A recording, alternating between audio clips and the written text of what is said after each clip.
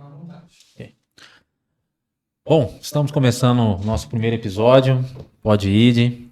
Primeiramente gostaria de agradecer a Deus essa oportunidade. Amém.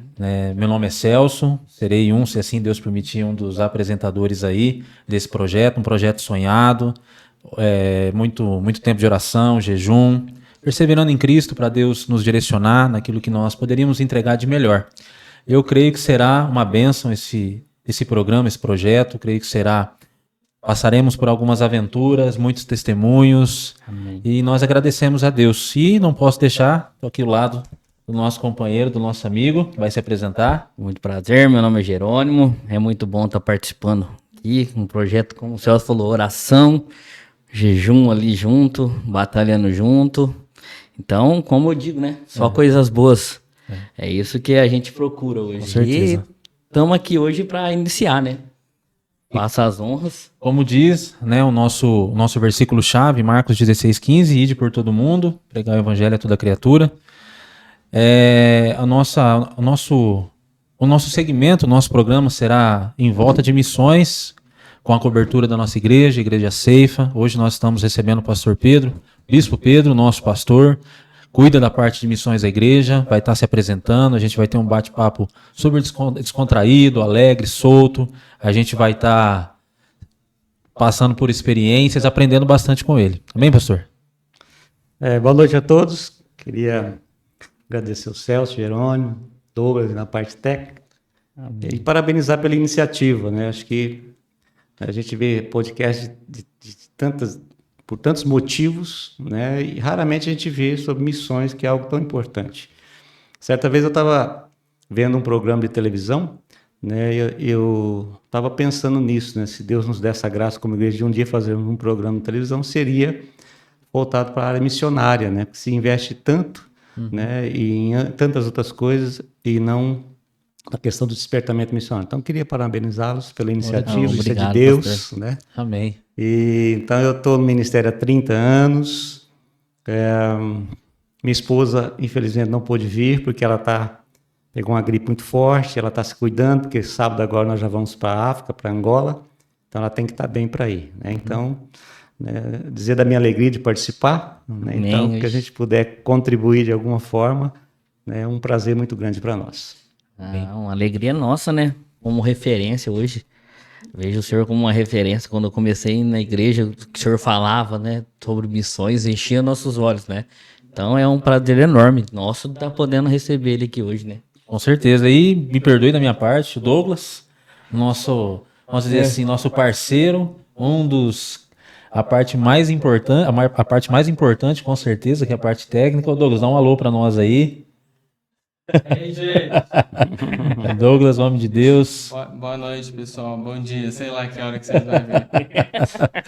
Então, assim, ele também, o Rudinei também, que está dando suporte para nós. Agradecer a toda a equipe aí, a todos pelo desenvolvimento, nossas esposas, né, que estão também dando suporte para nós. Agradecer a cada um que está fazendo parte, né, desse projeto, que nós cremos que será um projeto que vai alcançar muitas pessoas, que vai alcançar povos, línguas, nações.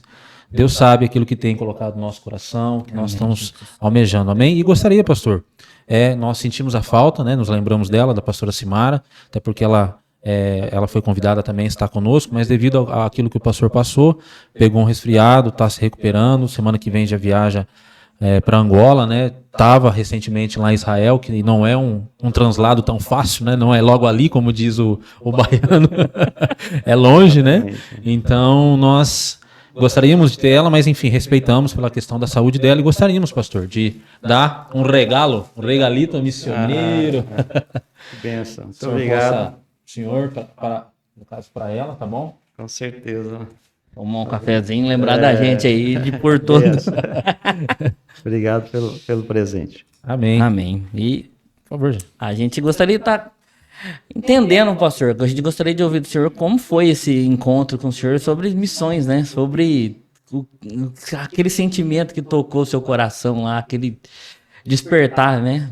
Tanto seu como da pastora, eu acho que pra gente é nítido, né? Mas o pessoal conhecer e entender hoje. Eu entreguei minha vida para Jesus com 14 anos, né?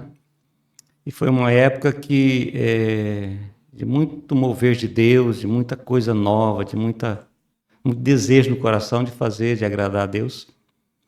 Depois, cerca de 17 anos, eu estava numa vigília, e na vigília foi a primeira vez que eu senti muito forte, né? Eu senti alguém falando dentro de mim, né? Sai da tua terra, da tua parentela, da casa do teu pai, vai para um lugar que eu vou te mostrar.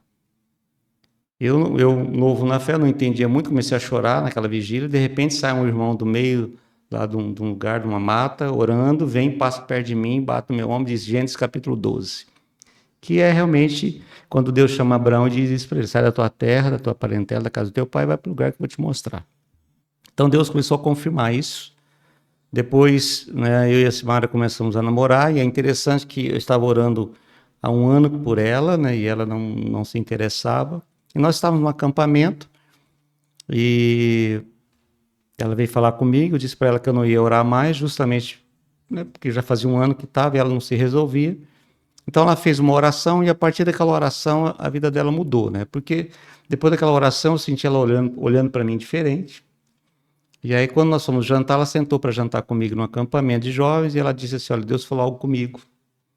Mandou eu olhar para o céu e disse para mim assim, quantas estrelas, assim será a sua descendência. É o mesmo texto de Gênesis 12. Sim. Então, a partir daquele momento, ela disse que olhou para mim e me viu diferente, né?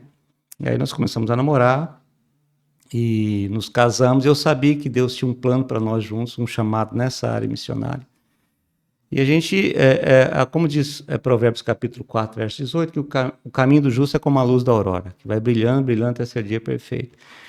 E é interessante que o texto de Gênesis capítulo 12, quando Deus chama Abraão, Deus fala para Abraão, sai da tua terra, da tua parentela, ou seja, toma uma atitude, sai da tua zona de conforto e vai para um lugar que eu vou te mostrar. Se nós olharmos para a vida de Abraão, ele foi obedecendo a Deus, mas Deus nunca falava o próximo passo, né? Então, eu entendo hoje, para mim e para minha esposa, que o nosso chamado é esse, né? Deus sempre nos fala alguma coisa e nós obedecemos, mas nós não sabemos, né, o que vai acontecer depois. Nós só caminhamos, né? E assim Deus foi desenvolvendo essa fé em nós, de obedecermos a Deus, de cumprirmos o que Deus, a vontade de Deus para nós. Então, assim, houve muita confirmação de Deus no nosso chamado missionário. Não era para ir para o campo e ficar definitivo, mas, né, recebemos várias palavras que nós iríamos por uma missão específica, voltaríamos, iríamos e voltaríamos, né? E isso, depois de 30 anos, agora Deus está nos dando essa oportunidade, né? Nós compramos o Centro de Missões e tal. Deus está nos dando essa oportunidade de começar a fazer essas pontes, né? De irmos, fazermos contato, né? E voltarmos. Por isso que estamos indo para a África agora, para fazer esse contato, né? Essa restauração de pontes, né? De ligações.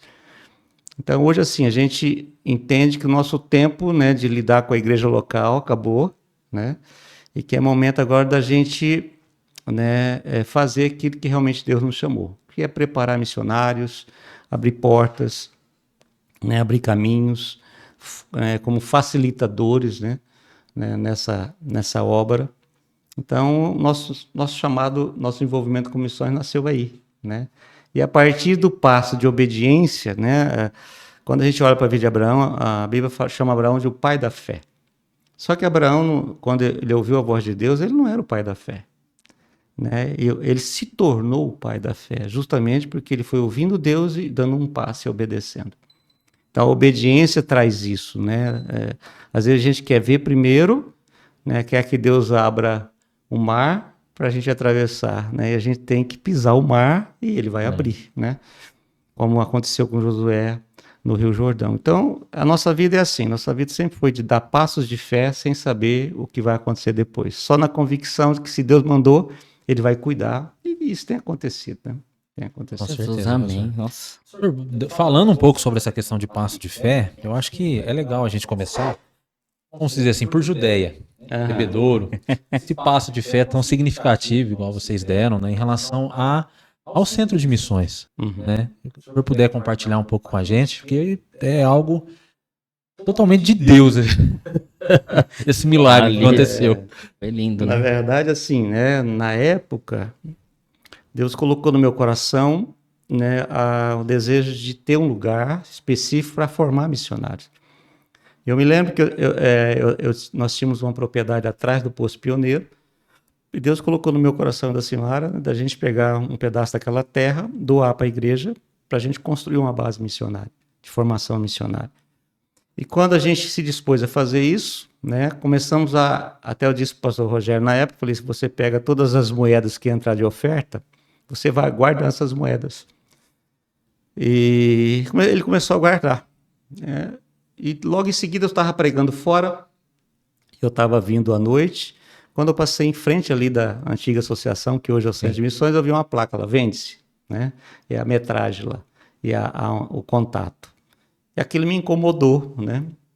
E naqueles dias estava tendo um seminário, o pastor Carlos Zano estava ministrando um seminário profético na igreja, e eu fui, e nós estávamos lá no último dia de seminário, e ele passou para mim orar, no final, encerrando. Quando eu fui orar, Deus me deu uma visão, né? Que a gente subia no mundo espiritual de bebedouro, e havia uma membrana, e nós subimos, eu e ele, com uma espada, nós rasgávamos essa membrana em quarto, como se fosse um quadrado, rasgávamos, né, para que alguma coisa fosse desobstruída. Uhum. E eu compartilhei isso com ele. Ele, ok, nós oramos, guardamos isso no coração. Em seguida, ele foi fazer um seminário em Ribeirão Preto, numa igreja amiga nossa lá. E lá, terminando o seminário, veio um irmão procurá-lo e dizer o seguinte: olha, durante a tua ministração, Deus falou comigo que é para mim, que eu tenho um avião, ele é médico, tem um avião em Bebedouro. E Deus falou comigo que é para ir em Bebedouro pegar esse avião, pegar você e o pastor Pedro e a gente subir para ungir a cidade. Aí começou a visão de rasgar o céu, começou aí. Ele falou, só que o meu avião não fez manutenção, né? E Deus tinha falado comigo que seria aquele ano ainda. E aí ele falou que não tinha como ser esse ano, porque ele tinha que fazer manutenção e é mais complicado. Mas nós guardamos no coração. E chegou no dia 31, 3 horas da tarde, né, o Carlos Zano me ligou, disse assim, olha, eu estava cortando o cabelo, o médico ligou, disse que já está em Sertãozinho, está vindo, que ele conseguiu arrumar um avião, ele quer subir hoje. Olha só. Né, então foi muito assim, muito rápido, né? E aí ele chegou aqui em Bebedouro, nós adaptamos a um funil num avião para poder ungir a cidade, convoquei os obreiros, pastores, para que ficasse nos trevos, e nesse interim, né, antes disso, eu fiquei em casa 3 dias, eu não conseguia dormir. Chegava aí 8, 9 horas da noite, 10 horas, eu ia deitar, me dava uma agonia, uma angústia, uma falta de ar, eu não conseguia. Eu tinha que sair para a rua de carro para ver os vidros abertos. Né? Isso foi uns 3 dias. No 4º dia eu falei com Deus, Deus, o que está acontecendo? Ou o senhor me mata de vez, né, me leva embora, ou o senhor me fala, o que o senhor quer? Eu lembro até hoje que eu cheguei em casa, começou aquela agonia de novo, eu fui pro varanda do fundo da minha casa, eu senti uma rede, deitei lá, e quando eu deitei, nunca aconteceu isso comigo, eu fui arrebatado em espírito, né? Quando Paulo fala disso, que foi no corpo ou fora do corpo, eu não sei, né? Mas ele foi até lá a glória. E eu vi o meu corpo deitado, né? Às vezes eu respeito quem não acredita nisso, mas foi uma experiência que eu tive. Eu vi o meu corpo na rede e eu saí. Eu saí e Deus começou a me levar na cidade. E ele me mostrou, né, 4 trevos da cidade, 4 cantos. Né? E o último trevo que ele mostrou foi ali em frente do Centro de Missões, na Atlas. E quando chegou naquele último trevo, eu vi 2 mãos enormes de dentro do Centro de Missões fazendo assim, eu já te dei. E aí eu voltei assim, cheguei no outro dia de manhã, fui na igreja, abri um mapa e fui procurar e colocamos, nesse quadrante, estava todas as igrejas católicas, todas as maçonarias, todos os clubes, tudo ali dentro. E a gente traçou um vértice, assim, um X, nesses 4 pontos, e o centro do X dava onde é a igreja, ali no centro, a sede da igreja da Safe. Então foi muito profético, né? Eu fiquei olhando aquilo, sem entender muito. Aí veio um homem de Deus lá no Tocantins, Barra do Garça. Ele veio na casa da minha sogra e perguntou, e teu genro que é pastor? Eu falei, tá aí, eu queria falar com ele. Aí ele foi na minha casa, minha sogra me ligou, ele chegou em casa e disse assim, olha, essa semana ainda Deus vai dar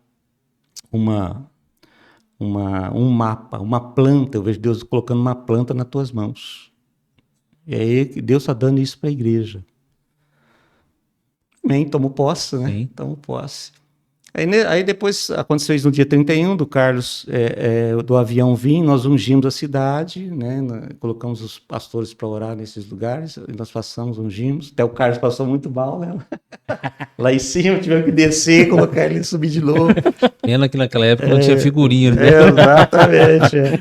E aí nós ungimos, terminamos de ungir. Na semana seguinte, eu liguei naquele lugar, né, que anunciava a venda das transmissões. O corretor disse assim, o dono da imobiliária, vem cá que eu vou falar com você. Quando eu cheguei, comecei a conversar, ele falou o valor, que na época era um valor absurdo, né, pelo tamanho da igreja, pelas condições financeiras da igreja, muito alto. Eu disse, rapaz, é difícil. Ele falou, mas você quer comprar? Eu disse, claro que eu quero, né? Então ele falou assim, pensa direito lá, conversa com os teus pastores lá e conversa e pensa. Quando eu fui saindo, assim, ele falou, peraí, volta aqui. Essa semana nós fizemos uma planta que não tinha da associação.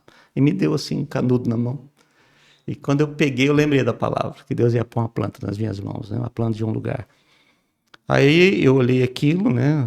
Chegamos na igreja, compartilhei com os pastores. Marcamos uma visita, fomos lá ver, oramos. Quando eu cheguei no salão, foi justamente o salão que eu me casei. Quando nós começamos a igreja, foi o primeiro casamento que foi feito na igreja, foi o meu, e não tínhamos lugar ainda para fazer, e as igrejas acabaram tendo compromisso, não emprestar, nós fomos casar lá. E Deus tinha falado para a pastora Angélica, esposa do pastor Manuel de Pitangueiras, que nos via no lugar onde Deus ia nos dar um lugar muito grande, e tinha um salão muito velho que Deus nos ia colocar nas mãos para nós restaurarmos. E foi justamente o salão que eu me casei. Quando nós entramos lá a primeira vez, minha esposa começou a chorar. E aí eu levei alguns empresários para fazer uma avaliação, né? Um disse que era bom, o outro foi os 10 espias, né? Que difamou a terra. Mas enfim, Deus confirmou. A partir daí nós começamos vamos conversar com ele. Eu fiz uma proposta para pagarmos em 3 anos. Acho que na época foi 500 mil de entrada, que era um absurdo de dinheiro. Que ano que foi, pastor? 2007. 2007. Você imagina isso. Hoje já é um valor... Era muito dinheiro. Eu disse, dá 30 dias. Ele falou, tá feito, tá fechado, tá fechado. Ele falou, só que não fala para ninguém, porque acho que era 12 ou 13 donos. E aí, se um dos donos, alguém quiser estragar negócio, falar e ele não quiser assinar, não tem como vender. Eu falei, tá bom, não falamos. Falamos com os pastores, fomos lá, pegamos um tal no cheque, né? Preenchemos todos os cheques, demos para ele. Então, esse primeiro cheque foi para 30 dias, foi onde eu fiz um filme do lugar, todo destruído, reunimos a igreja, passamos o filme, né? Falamos do projeto de Deus, tal, e há muita terra ainda para conquistar, né? Contando a história da igreja, e no final nós projetamos a foto do lugar e aquele versículo de Josué, né? E ainda muita terra para conquistar. Aí o povo começou a aplaudir do nada, começou a aplaudir, acho que, né? Não sei se foi um júbilo de Deus no coração das pessoas. Eu disse, olha, nós já compramos o lugar. Já demos o cheque, 500 mil reais para 30 dias, e nós vamos te dar a oportunidade agora de poder ofertar. Eu me lembro até hoje que um menino levantou, o Davi, um menino de 6 anos, foi lá e colocou uma moedinha de 25 centavos numa taça, que nós colocamos na frente. Quando ele colocou essa moeda, Deus falou comigo, fica tranquilo, está pago. Olha só. Então aí nós fomos, naquela noite, nós arrecadamos entre carro, terreno, dinheiro, 500 mil reais, 523 mil reais. Nossa. Uma coisa assim... Numa noite. Sobrenatural. Uma noite. É interessante que estava faltando. Terminou aquela reunião, o pessoal já estava levantando. Eu falei, peraí, irmãos, Deus falou algo comigo aqui, que tem uma pessoa Deus colocou um valor no teu coração para dar, mas você está questionando se é Deus ou se é coisa da tua mente. Deus está dizendo que é Ele que está te falando. E o irmão levantou, foi lá e colocou um cheque lá e era justamente o valor para complementar. Então, assim, nós tivemos 30 dias para vendermos tudo, né? Até eu peguei esse pedaço de terra também, transformei em dinheiro e acabei dando. Uhum. Então, foi um grande mover, né? Demos a primeira entrada e assim começou o Centro de Missões. Depois foi um outro desafio que era reformar o lugar, que estava totalmente destruído, né? Foi mais... E isso foi... Terminamos... compramos acho que em julho... E aí fomos até dezembro para reformarmos, para começarmos a primeira turma de formação missionária em janeiro. Foi a primeira turma do pastor Mateus, inclusive, né? Que ele fez parte. Então essa foi a história, né? E cada ano era uma parcela, e nós fizemos carnês na igreja, teve criança que deu aqueles tico-tico bandeirante, aquelas bicicletas, videogame. Olha só. E nós fomos vendendo tudo isso, fazendo feira, e fomos arrecadando carnê. Então todo ano era um desafio, né, da gente pagar, mas conseguimos pagar em 3 anos. Né? Glória a Deus. Então foi maravilhoso isso. Então Deus cumpriu o que ele tinha prometido, né? Então, assim, é só o início daquilo que ainda Deus está por fazer, né? Amém. É um lugar maravilhoso que Deus nos deu. E, então, eu costumo dizer o seguinte, o Centro de Missões, ele tem como objetivo principal formar missionários. Né? Depois, ser um lugar, né, de ajuda social, né, para as pessoas carentes que precisam. Em terceiro lugar, de comunhão para a igreja, com as igrejas e tudo mais. Então, essa é a história um pouco resumida da compra do Centro de Missões. Essa resumida aqui. Então, Rapaz. é só um detalhe, eu lembro que teve uma parcela, nós tínhamos que dar 350 mil, e faltando uma semana, o tesoureiro ficava andando dentro do escritório para lá e para cá, porque o cheque estava dado, ia cair, e eu falava, calma, rapaz, Deus está no controle, no momento certo Deus faz. E uma noite, uns 3 dias antes de vencer o prazo, 2 dias, não me lembro direito, eu deitei para dormir, de madrugada eu acordei com uma voz me dizendo o seguinte, missionário não paga juro. Eu sentei na cama assustado e eu acordei com um valor, e eu vi um valor exatamente assim, vou falar aqui, né? Vou citar um exemplo, R$ 68.223,80. Exatamente, eu vi esse valor, acordei, né? Eu falei, vai. Aí cheguei na igreja, né? Como nós compramos, acho que de 13 ou 15 donos, eu fui pregar os contratos, fui vendo, e tinha um contrato exatamente nesse valor, eu não sabia. E aí, nesse sonho, tinha um irmão que dava esse cheque. E para mim ter a coragem de procurar esse irmão, né? E aí eu falei, Deus, o senhor mostrou, se é do senhor. Dá uma ajudinha aí um pouco a Aí mais. Vamos lá, contei o sonho pro irmão, acabei de contar, ele deu uma risadinha, foi lá e fez o cheque. Né? Fez o cheque, e quando fez o cheque, faltou uns quebradinhos lá, sabe? Aí eu peguei o cheque, falei, obrigado, irmão, que Deus te abençoe. Minha esposa falou, não, mas tá errado, falta ainda, porque o valor que mostrou foi tanto e tantos centavos. Ele pegou, rasgou o cheque, fez exatamente o valor. Então, assim, chegou no dia, e eu falei na frente da igreja, falei, irmãos, não se preocupe, no dia vai ter o dinheiro e vai sobrar, e se não sobrar, né, você pode, essa liderança está desqualificada, você pode ir atrás de outra liderança, porque essa liderança, Deus não está com ela. E no dia do cheque tinha exatamente o valor, ainda sobrou um pouco ainda na conta, né? Então, assim, todos os anos Deus fazia um milagre. Então, hoje o Centro de Missões, eu olho para aquilo lá é fruto de milagre, né? Quer dizer, foi comprado, Deus deu recurso, levantou pessoas.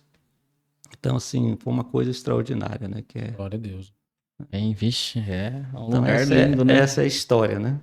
Pra gente aqui é muito bom ouvir isso, né? Nos anima, como eu, por ter vindo depois ali, né? A gente é ótimo ouvir, entender, né? Como foi isso. É um passo de fé, não é pra qualquer um, né? E Entender. tem várias histórias, né, pastor? Eu lembro de uma história, não estava aqui nessa época, né? Mas eu lembro de alguns relatos que às vezes o pastor, quando ministrava, falava de púlpito, né? De uma mulher que ela abriu um trailer de, se eu não me engano, cachorro-quente, e ela vendia, e tudo que ela arrecadava, ela ajudava a pagar a mensalidade. Eu lembro que ela trabalhava na roça, né? Não sei, recolhendo laranja. E um dia eu passei na frente do Júlia, do hospital, e ela estava lá com um carrinho de cachorro-quente vendendo. Eu parei lá para conversar com ela e disse, ué, você não está trabalhando mais? Ela falou, não, eu trabalho de dia na roça, à noite eu vendo cachorro-quente. Eu falei, por quê? Foi porque eu fiz um voto com Deus de dar um carnezinho de contribuir mensalmente para a compra do Centro de Missões. Olha só. Então ela foi vender cachorro-quente para poder cumprir o voto dela. Uma benção. Então, assim, hoje o Centro de Missões, você olha ali, você vê que ali tem a oferta da viúva pobre, né? E é interessante que quando nós demos o primeiro cheque, eu falei para o pastor Rogério, quanto tem na conta? Que eram as moedas que ele estava guardando, né? Ele falou, tem R$ 1.423 de moeda. E ele falou assim, só tem R$ 1.423 de moeda. Eu falei, só tem não. Então aquele lugar, ele foi comprado assim, com a oferta de moedas. As moedas que foram entrando na igreja, foi a primeira oferta. Então assim, foi algo assim inexplicável, né? Por mais que a gente conte, mas assim, vivenciar tudo que Deus fez, como Deus fazia, né? A maneira como ele foi conduzindo as coisas. E a gente sempre ficou atento, né? Para não errar. Sim.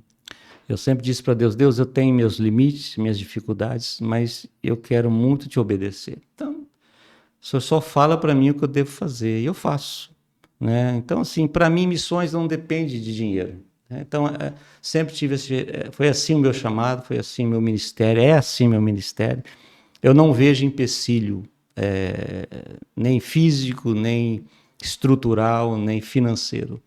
Porque Deus é dono do ouro da prata. Né? Quando Deus te manda fazer e você crê e obedece, não preocupa não, que os recursos ele vai mover. Ele move, ele vai levantar. Né? Ele só precisa de homens dispostos, né? Que tenham visão, que creem, que estão dispostos a obedecer. É isso. Né? Em nome de Jesus. Amém. E baseado nisso, né, só para a gente poder dar uma informação para o pessoal que está nos ouvindo, hoje o Centro de Missões, a Escola de Missões, através do curso de formação de teologia, de missões, já formou pessoas que hoje estão no campo, trabalhando no norte da África, pessoas que estão servindo no Paraguai. Então, assim, esse testemunho, né, esse milagre que Deus providenciou, tem alcançado as nações mediante a isso, né? Então, realmente, aquele local é um local com propósito. Se Deus assim permitir, né, mais para frente, existe um projeto em relação à escola novamente.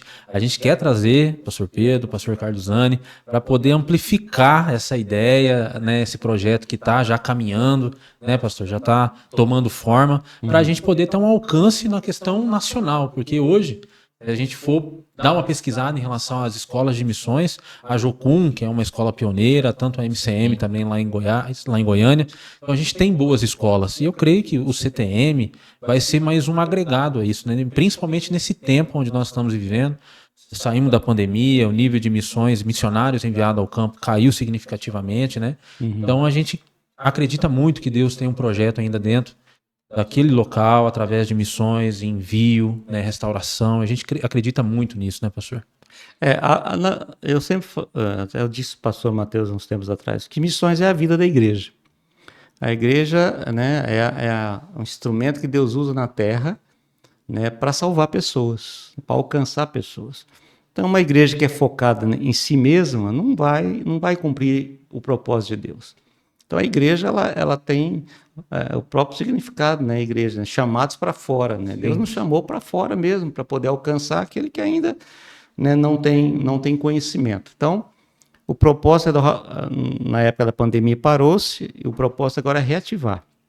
Eu já estou fazendo esses contatos, né, fui para o Paraguai, fazer contato com o pastor Moisés lá, que recebeu alunos no passado. Estou indo para Angola logo, que é um projeto novo de receber alunos de Angola. Esse é o propósito, nós mandamos aluno para lá. Né, vou para o Chile com o mesmo propósito. Né, então, assim, para reativar isso. Então, eu acredito, essa semana aí nós vamos ter uma reunião com o pastor Mateus, junto com o pastor Carlos, do Ministério de Ensino e a coordenação da igreja, para nós traçarmos algumas metas, né? Quando começar, o tempo, a maneira, de que forma, porque antigamente era um formato. Depois da pandemia, mudou-se muita coisa, né? Então, antigamente era 1 ano e meio, né? Um ano de formação teológica, meio de prático, só que hoje não, né? Hoje, né, tem muito ensino à distância, então hoje está se focando muito mais em dar os arremates finais em alguém que já tem um chamado do que pegar um missionário cru, né, e formá-lo, que é muito trabalhoso isso, demanda tempo. Então hoje a visão é realmente colocarmos pessoas que já têm um certo preparo para a gente só dar os arremates finais de missões, né, e também simultaneamente esse curso nós conversamos com o Senac, né, fazer uma parceria com ele, já está tudo certo isso. Que bom, nossa. Né, falei com a gerente, ela já apresentou uma proposta para a gente, que eu vou levar para a África, para apresentar para eles, de paralelamente a esse curso, né, fazer um curso técnico, porque, né, não se faz mais aquelas missões românticas do passado que a gente entendia, né, e via muito acontecer. Hoje, a pessoa ela não entra num país, dependendo do país, ela não entra como missionário, ela entra como profissional. Daí a importância de se formar tecnicamente, um curso técnico, profissionalmente alguém, para que o missionário... Porque sustentar um missionário no Brasil, né, não é caro. Agora, sustentá-lo fora do Brasil, o custo é altíssimo, né? Então, porque tudo é dolarizado, né, com a desvalorização do nosso real. Mas o nativo em si, ele consegue. O nativo, ele vende uma coisa ali, ele faz um comércio ali, ele se vira. Então, quando chega um missionário lá com a formação técnica, ele consegue montar o próprio negócio, ele mesmo vai se sustentar e vai usar o próprio negócio como uma ferramenta, como instrumento para aproximar das pessoas, ganhar amizade, confiança e poder pregar o evangelho. Então, esse molde novo agora, nós estamos buscando entender em Deus, né, de preparar missionários já de uma maneira mais condensada, sem perder a qualidade, e agregando a questão da formação técnica, né, que eu acho muito importante, que é o que está acontecendo hoje. Então, nós vamos definir essa semana ainda o tempo, né, como que molde vai ser, tudo isso eu tenho que levar definido para a África, né? Então, nós vamos reunir para isso. Então, é tempo novo, né? E Glória a Deus. o tempo pós-pandemia é um tempo que nós estamos tendo que nos ajustar como igreja, nos adaptarmos, né? Mas sem perder o foco de continuar fazendo missões, né? Projeto muito legal. Nossa, e dar um curso técnico já para a pessoa já é um caminho, né? Dá um direcionamento bem legal. Eu acho que parabéns pela iniciativa, pastor, parabéns pela ideia, parabéns pelo contexto. Eu sei que não é fácil, não é nada construído do nada, mas parabéns já. E uma pergunta que a gente tinha, eu gostaria de passar, qual foi a sua primeira missão assim na Bahia, que eu sei que foi um campo bem legal, aberto pela igreja e pelo senhor. A Bahia existe há 30 anos atrás, né? Quando a minha sogra, a irmã Ivani, que é uma missionária, com 90 anos, ela faz mais missões do que a gente, que é novo, né? Põe nós no bolso, né? Tem um gás, uma coisa extraordinária que é de Deus. Ela tinha um funcionário numa fazenda dela que se converteu e que chamou ela para ir lá levar esse Jesus, né, para seus parentes, para seus conhecidos. Então, na época, ela chamou o pastor Kels foi junto, e ela foi com o próprio carro dela, e assim começou o trabalho. Chegou lá, visitou a família, e no começo nós fomos lá, começamos a ir lá, parecia índio, né? Nós chegávamos lá, eles corriam da gente, se escondiam no meio do mato, que é um povoado, um quilombola, né? E aí nós começamos a ir lá, levar roupa, levar alimento, um povo muito carente, não tinha energia, não tinha água, muito difícil. A gente tomava banho de canequinha no quintal, cercado por uma lona, não tinha banheiro, foi muito difícil. E a irmã Vaninha, minha sogra, enfrentou tudo isso. E a gente começou a ir, né, várias vezes no ano, formamos uma equipe, começamos a ir. Até que em 2003 nós começamos a construir a base missionária. Deve ser a foto, uma das fotos que está aí, né? Pouco a gente vai colocar elas lá. Já tá ali, ó. Construímos a base missionária. Aquela ali, né? Ó. Não, essa aí Essa é a igreja de Cambaitó. É uma das igrejas lá. Então, no começo, até nós somos muito criticados, né? Até por pastores que diziam o seguinte: mas vocês estão fazendo um trabalho espírita, estão levando comida, roupa para esse povo, tem que levar a palavra de Deus. Mas a gente sabe que missões, né? Você vai falar de Jesus para alguém que está com a barriga vazia, né? Como que Deus me ama se eu estou passando fome? Então, assim, foi a ferramenta que Deus nos deu, né? Nós levamos, reunimos as pessoas, distribuímos roupa, comida, e nessa distribuição nós falamos de Jesus, oramos com eles, né? Então, assim começou o trabalho. E hoje tem lá 4 igrejas, tem uma 5ª começando. Essa daí realmente tá aparecendo aí, ó. Essa base, né? Eu tinha até uma foto da construção, acabei na correria, acabei não trazendo. Mas essa aí já vai, é mais recente, do ano passado, mas ela vai estar a ser pintada agora. Até o pastor Matheus parece que está indo agora em julho para lá. Eles vão pintar a base todinha. Então, construímos uma base no meio do nada, né? Até quando nós fomos construímos vários banheiros na casa. Mas como vai construir banheiro? Não tem nem banho, tem água aqui. É verdade, né? não tinha mesmo não. E aí, mas tudo que a gente faz pela fé. né? Não tem água, mas vai ter água daqui Amém, a pouco. amém. Então hoje tem água, hoje tem energia elétrica, hoje tem Internet. Pegou a internet lá, né? hoje as próprias pessoas, eu lembro que eu fui num batismo, assim, o povo atrás de mim, a gente descendo pro meio do mato para ir no rio batizar, e eu ouvindo as pessoas atrás de mim dizendo assim, não, você tem que se converter para a lei dos crentes, tem que entregar a tua vida para Jesus. Então eles mesmo pregando, né? Coisa que tinha muita resistência no início. Então hoje tem um trabalho estabelecido lá, com 4 igrejas, vai para a 5ª agora. Devemos construir uma outra agora, um outro salão lá.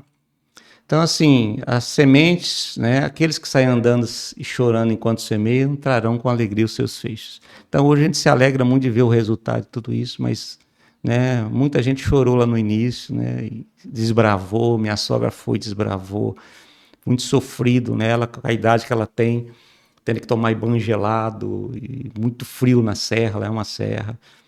Então, assim, mas tudo isso, né, é o que Paulo fala em Coríntios, né, que o nosso trabalho no Senhor não é vão. Né? Tudo que nós fazemos para Deus, vai chegar um momento que talvez a gente não veja, não colha, mas outros colherão depois de nós. Né? Graças a Deus, Deus nos deu o privilégio de vermos essa colheita acontecendo. Né? Então, Ali é aquela foto ali, a senhora e a pastora junto, né? essa foi o ano, não, o ano passado. Esse ano que nós fomos lá, eu e minha esposa fomos na Bahia, passamos 10 dias lá, depois eu vim embora, ela ficou mais 12 lá, para fazer um trabalho com as mulheres. Então essa é uma das igrejas de Cambaitó, né, uma igreja que o pastor Gilmar está lá. O pastor Gilmar, ele é um nativo, né, ele é um baiano lá do sertão. Molecada andando Então isso aí foi bem no começo, né? Então estava desse jeito aí, com jumento, foi sempre muito difícil lá. Lá pregando, Essa é uma diaconisa nossa, é a base missionária, é um dos cultos que nós fazemos na base. Ela chama Isaurina, né? Foi a primeira diaconisa nossa. Não, essa foto aí, essa mulher, nossa, aí me quebra. A gente foi o ano retrasado para lá, esse ano a gente vai de novo, no nome de Jesus. E a última vez que eu fui, ela participava dos cultos, né? Tinha um envolvimento, mas dessa vez o Gabriel conseguiu, através de oração, formando ela, a ser a ministra de louvor lá da base.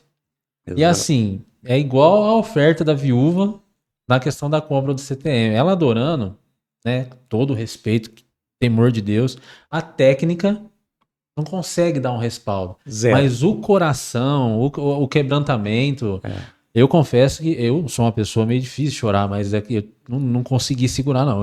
É um louvor que agrada a Deus. Eu desaguei diante daquela imagem, até mandei depois um vídeo pro Gabriel, que hoje trabalha junto com a gente, né, que foi um dos que ajudou muito ela a vencer, né, suas limitações. Então, assim, a Bahia é um cenário, hoje, graças a Deus, né, tem muitas coisas se avançaram lá, o pastor Gilmar, junto com a pastora Valéria, né, a nova igreja que está surgindo. A gente vai estar passando algumas fotos para vocês estarem nos acompanhando, o pastor Pedro vai estar contando relatos, né, pastor? É a cesta básica, né, que nós levamos todo ano, de caminhão, né? Hoje ainda leva o pessoal de Severina, que faz toda essa mobilização através do pastor Paulo, para levar aí 10, 12 toneladas de alimento, brinquedo, roupa para eles. Inclusive eles passam o Natal lá, né, com o pessoal. Então isso foi bem no início, né, onde as casas eram assim de adobe, hoje já tem casas que o governo fez do lado dessas casas.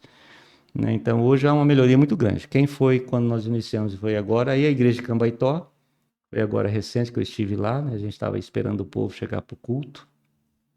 É interessante que o Celso estava falando da Isaurinda, que está dirigindo louvor, né? Ela canta, não tem vergonha, canta o jeitinho dela desafinar, mas é o louvor que agrada o coração de Deus. Não né? tem como não sentir a presença de Deus. Tem uma história muito foi tremenda, até dessa vez eu não consegui ver, porque ela mudou para um outro povoado, a Quênia, a irmã Quênia, que sempre abriu a casa dela para gente, para nos receber.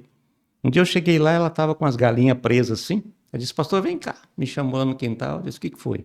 Tá vendo essas galinhas aqui? Eu falei, o que tem? Ela falou, da igreja. Eu falei, como assim da igreja? Ela falou, não, aqui eu não tenho condição de dar o dízimo, porque não tem dinheiro, não tem recurso.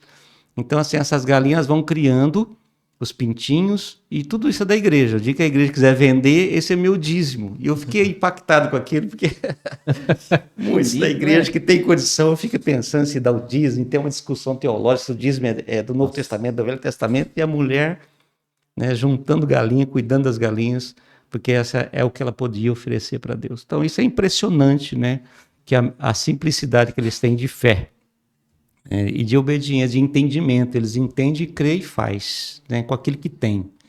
Então não é a quantidade de recurso, né, mas é a qualidade, né, o coração, é a disposição. Então essa é uma das histórias, né, lá da Bahia, né? Então é um trabalho tremendo, maravilhoso, que quem puder conhecer pode ir.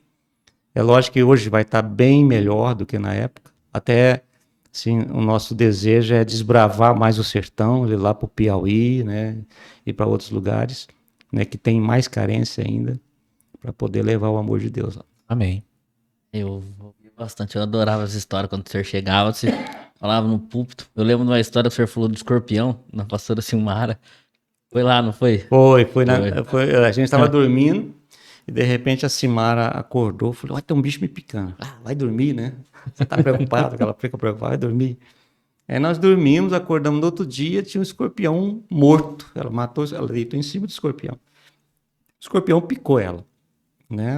Aí eu orei na hora, pus a mão nela assim de manhã cedo, pus a mão, orei. Ela falou que esquentou assim o lugar que o escorpião tinha mordido, picado ela.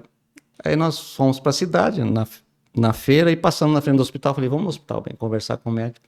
Chegamos lá e eu falei, o que vocês estão... E aí ficamos ali esperando ser atendida, várias pessoas para ser atendidas, aqueles senhores e tal. O pessoal começou a perguntar, o que a senhora tem, né, moço? Ela falou, não, eu fui picado de escorpião. Como escorpião? Isso aí, fulano morreu de escorpião. O fulano começou a citar, né, as pessoas que tinham morrido. Só não está sentindo nada? Falou, não, dor, nada. Então eles ficaram admirados com aquilo. O médico olhou e falou, olha, só não senti nada, não tem por que medicá-la. Então Deus curou ela, né? É o que a Bíblia fala, pisarão em serpentes e escorpiões e nada vai causar dano, e realmente não causou, né? Então agora quando alguma coisa pica ela, fala, não, acende a luz aí, vamos ver o que é, né? Não vai mais nessa de eu vou dormir, não. Nós tivemos várias histórias. Nós fomos na Guatemala uma vez, fomos dormir na casa de uma pessoa lá na Guatemala. Nós dormimos na sala e a parede branquinha assim, apagamos a luz e de repente eu vi um negócio preto assim, clareei com a lanterna, era um escorpião preto enorme, assim, grande, andando assim. Como é que a gente dorme, né? Eu acho que já É umas fica um pouco aventuras. mais difícil. Às vezes dorme com morcego em cima, é uma coisa assim. Então, essas viagens missionárias, tem muita coisa que acontece, né? Quer dizer, eu até brinquei com ela esses dias, né? A gente sabe dormir num hotel 5 estrelas, como sabe dormir num colchão no chão, com um escorpião em cima e com um morcego. Então, porque Deus nos proporciona essas experiências, nessas viagens missionárias, sabe? E é muito bom porque Deus guarda. É verdade. Né? Deus guarda. É interessante, sempre às vezes você tem algum medicamento de uso contínuo, e quando você vai para esses lugares, chega lá, você não precisa usar o medicamento, você não sente sintoma nenhum, é uma coisa assim, maravilhosa, sabe? O que Deus faz, né? A pessoa não sente nada. Para minha esposa, ela tem problema de hernia de disco, ela sente muita dor, né? Depende do jeito que senta, do jeito que dorme. Ela ficou 12 dias na Bahia, ela foi em Israel agora, ficou mais 12 dias lá, dormindo de qualquer jeito. E reforçando que lá na Bahia é muita moto, né, pastor? Andou de moto na Bahia, não doeu nada. E não é estrada bonitinha, recapeada, não, é só pedra sobre pedra. Pedra, buraco. Às vezes é difícil até de moto passar. É verdade. E ela não sentiu dor. Então essas experiências que Deus cuida do missionário no campo é muito, muito real. Né? Muito real. Deus purinho ali tratando.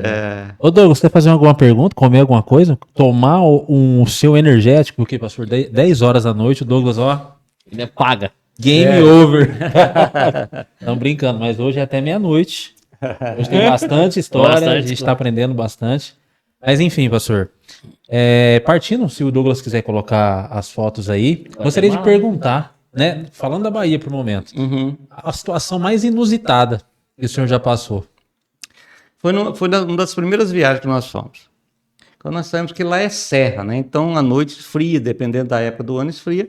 E quando nós fomos, eu imaginei Bahia, o sertão, deve ser um calorão doido, né?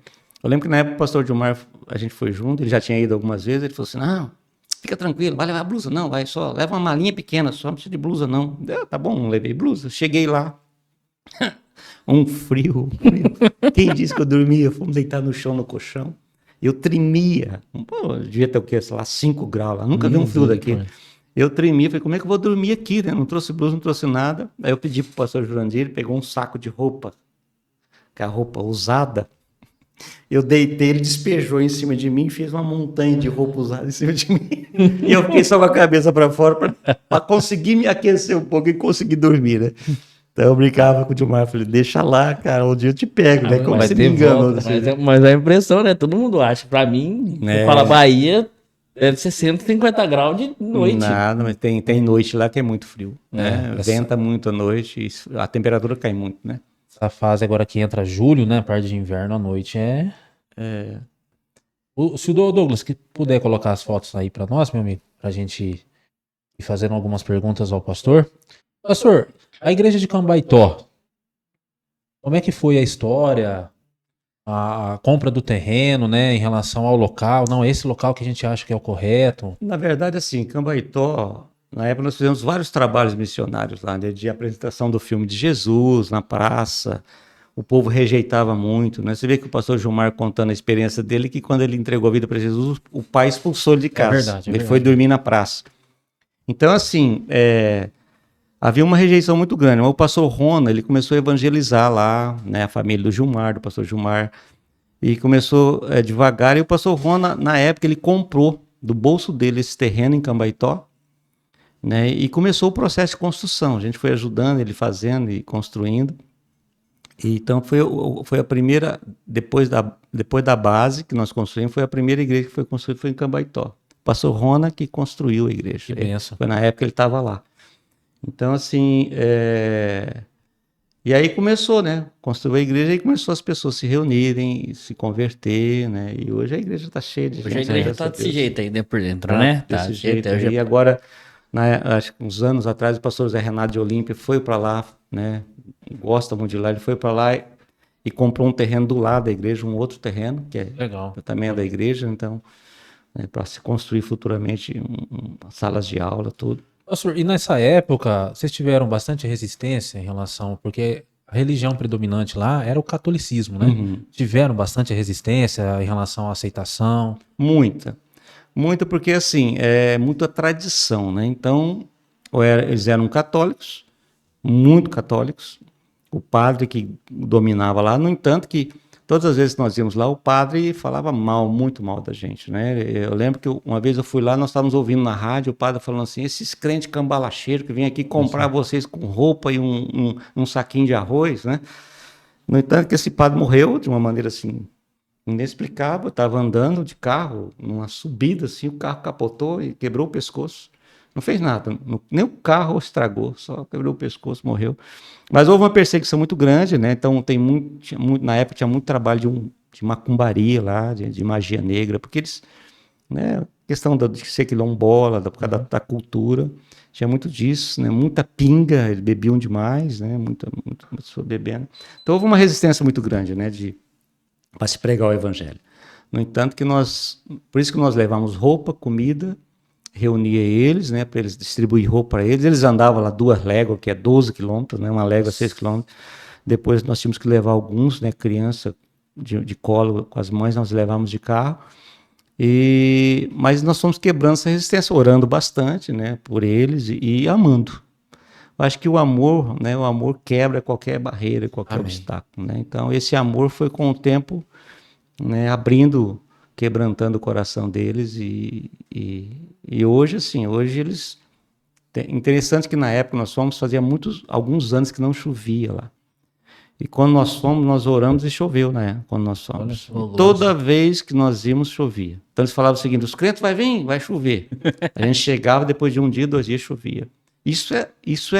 Era assim, toda vez, né? Então, assim, eles começaram a ver Deus fazendo, né? Que tinha algo diferente nas nossas vidas, que era Deus, né? Começaram a se abrir e aí hoje não há mais resistência em relação a isso, né? Glória a Deus. Pelo contrário, eles incentivam, eles admiram, né? Aquilo que Deus tem feito, os sinais, né? Pessoas que foram curadas.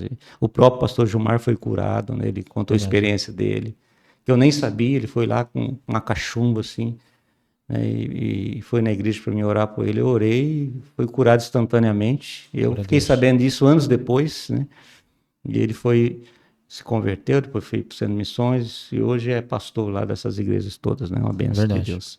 Eu acho interessante é o quanto eles andam, né? Eles não têm limite pra. Nem o senhor falou assim, né? Eles andam léguas, andam bastante. pra Esse ano chegar, quando né? eu fui lá, a minha esposa fez um culto de mulheres, fui eu, o pastor Reinaldo, a pastora Denise e eu e a minha esposa. E nós fomos fazer um culto de mulher, então eu fui com a minha caminhonete e o pastor Gilmar foi com a caminhonete da base. Nós temos uma D10 lá, carroceria de madeira, e nós íamos passando e as mulheres iam subindo em cima da caminhonete, né? E foi enchendo, enchendo. Falei, meu Deus!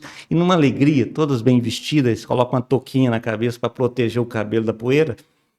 E foi enchendo de mulher, enchendo de mulher. Falei, não cai de jeito nenhum, porque eles foram encaixando de uma tal forma assim que se balançasse, não conseguia derrubar. Né? E eu estava pensando, falei, como é que pode, né? Tanta dificuldade num chá de mulheres e elas vão, né? Vão, cada um leva uma coisa, leva uma bolacha, leva um suco, alguma coisa. Amém. E aí tem.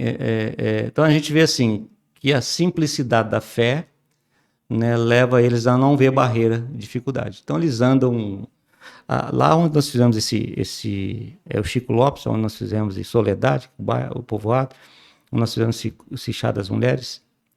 Eles às vezes eles vão em Cambaitó, isso deve dar aí uns 15 quilômetros, mais ou menos. Eles vão assim no meio da mata, subindo e descendo, passando o rio. E às vezes alguns deles vão na ceia lá em Cambaitó, a pé. É mesmo? E na volta o pastor Gilmar fica tão compadecido, pega a caminhonete, põe eles em cima e traz de volta. Mas eles saem de tarde para ir. Então a gente vê assim que não, né, quanto mais dificuldade, mais determinação da fé. Uhum. E quanto mais facilidade, né, mais o comodismo da fé. Então hoje na cidade nós temos tudo a nosso dispor. E a pessoa não vai na igreja porque não tem carro, não vai na igreja porque disso, porque daquilo. E lá para eles não vê barreira, não vê limite. Então isso eu fico impressionado. Todas as vezes eu sou muito edificado com isso, né?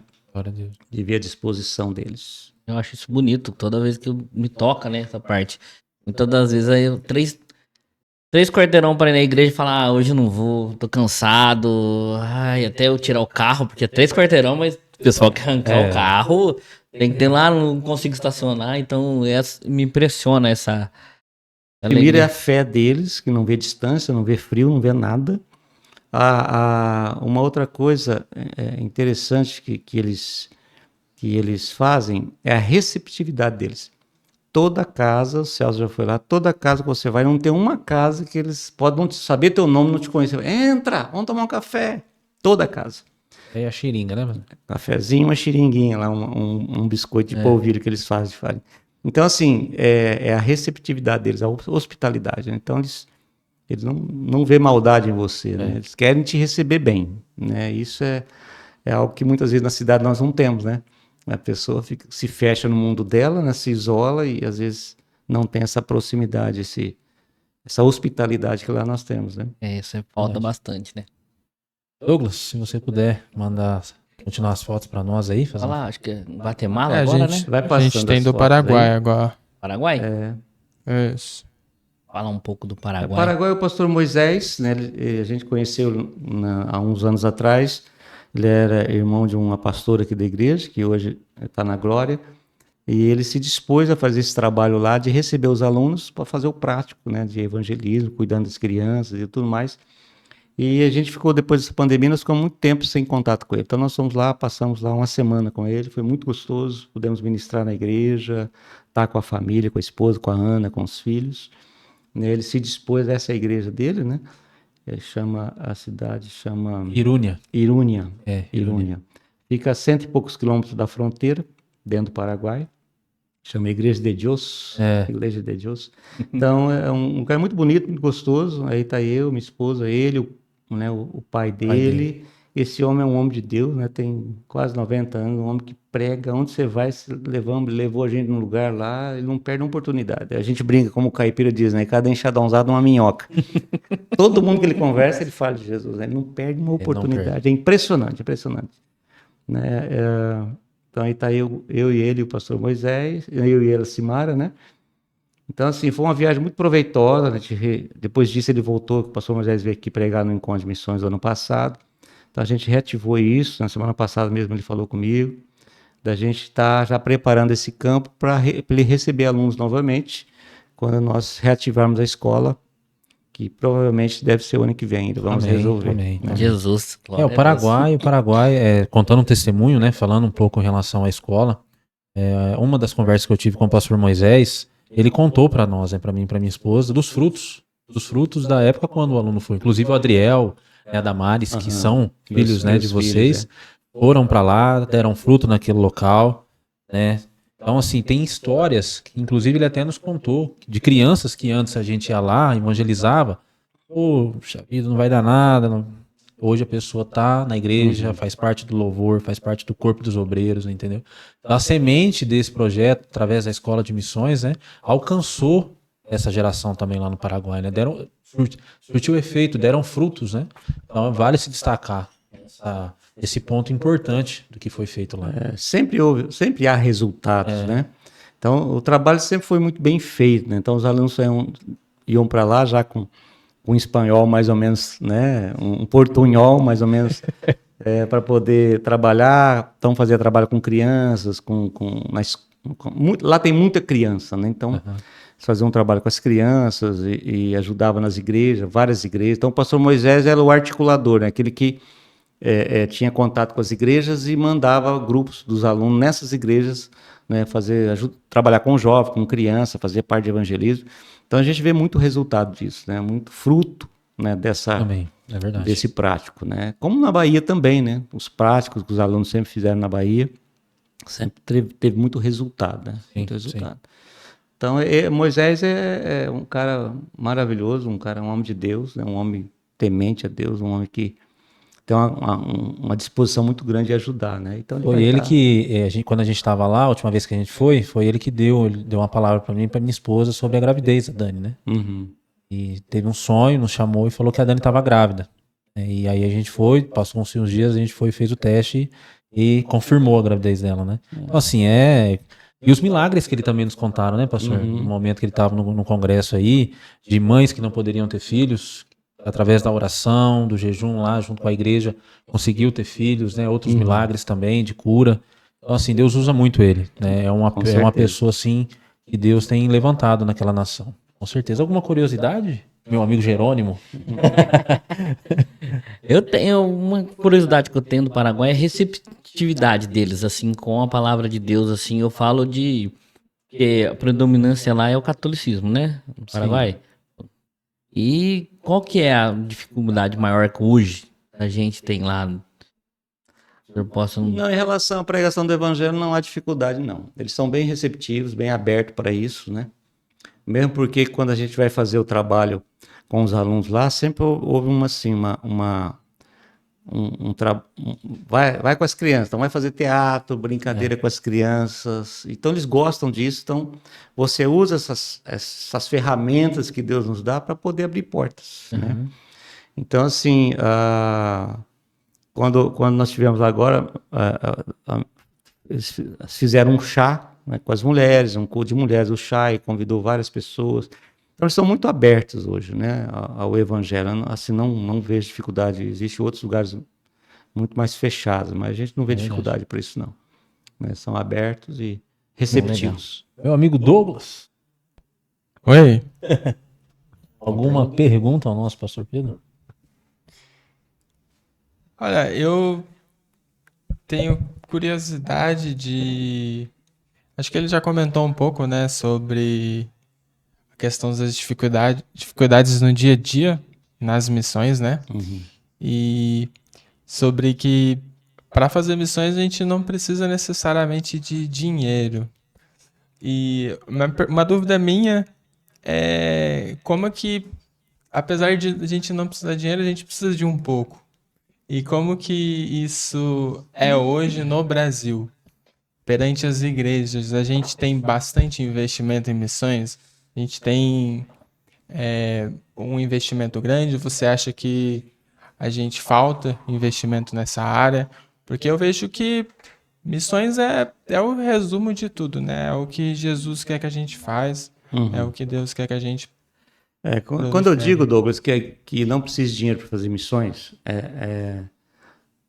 eu vou explicar o porquê. Quando você recebe um chamado missionário, o dinheiro não pode ser, né, o teu ponto de referência para fazer ou não fazer missões. Porque o mesmo Deus que chama, é o Deus que capacita, é o Deus que supre a necessidade. Então Deus vai prover de alguma forma. Agora, que é importante a igreja entender que ela precisa estar envolvida em missões, envolvida como? Orando por missões, porque muito pode, como diz Tiago, né, capítulo 5, muito pode, na sua eficácia, a oração do justo. A gente tem muitos testemunhos de pessoas que foram abençoadas, libertas no campo missionário por causa da oração da igreja. Então você pode fazer missões orando, pode fazer missões indo, né, obedecendo, dando um passo de fé e contribuindo financeiramente, né?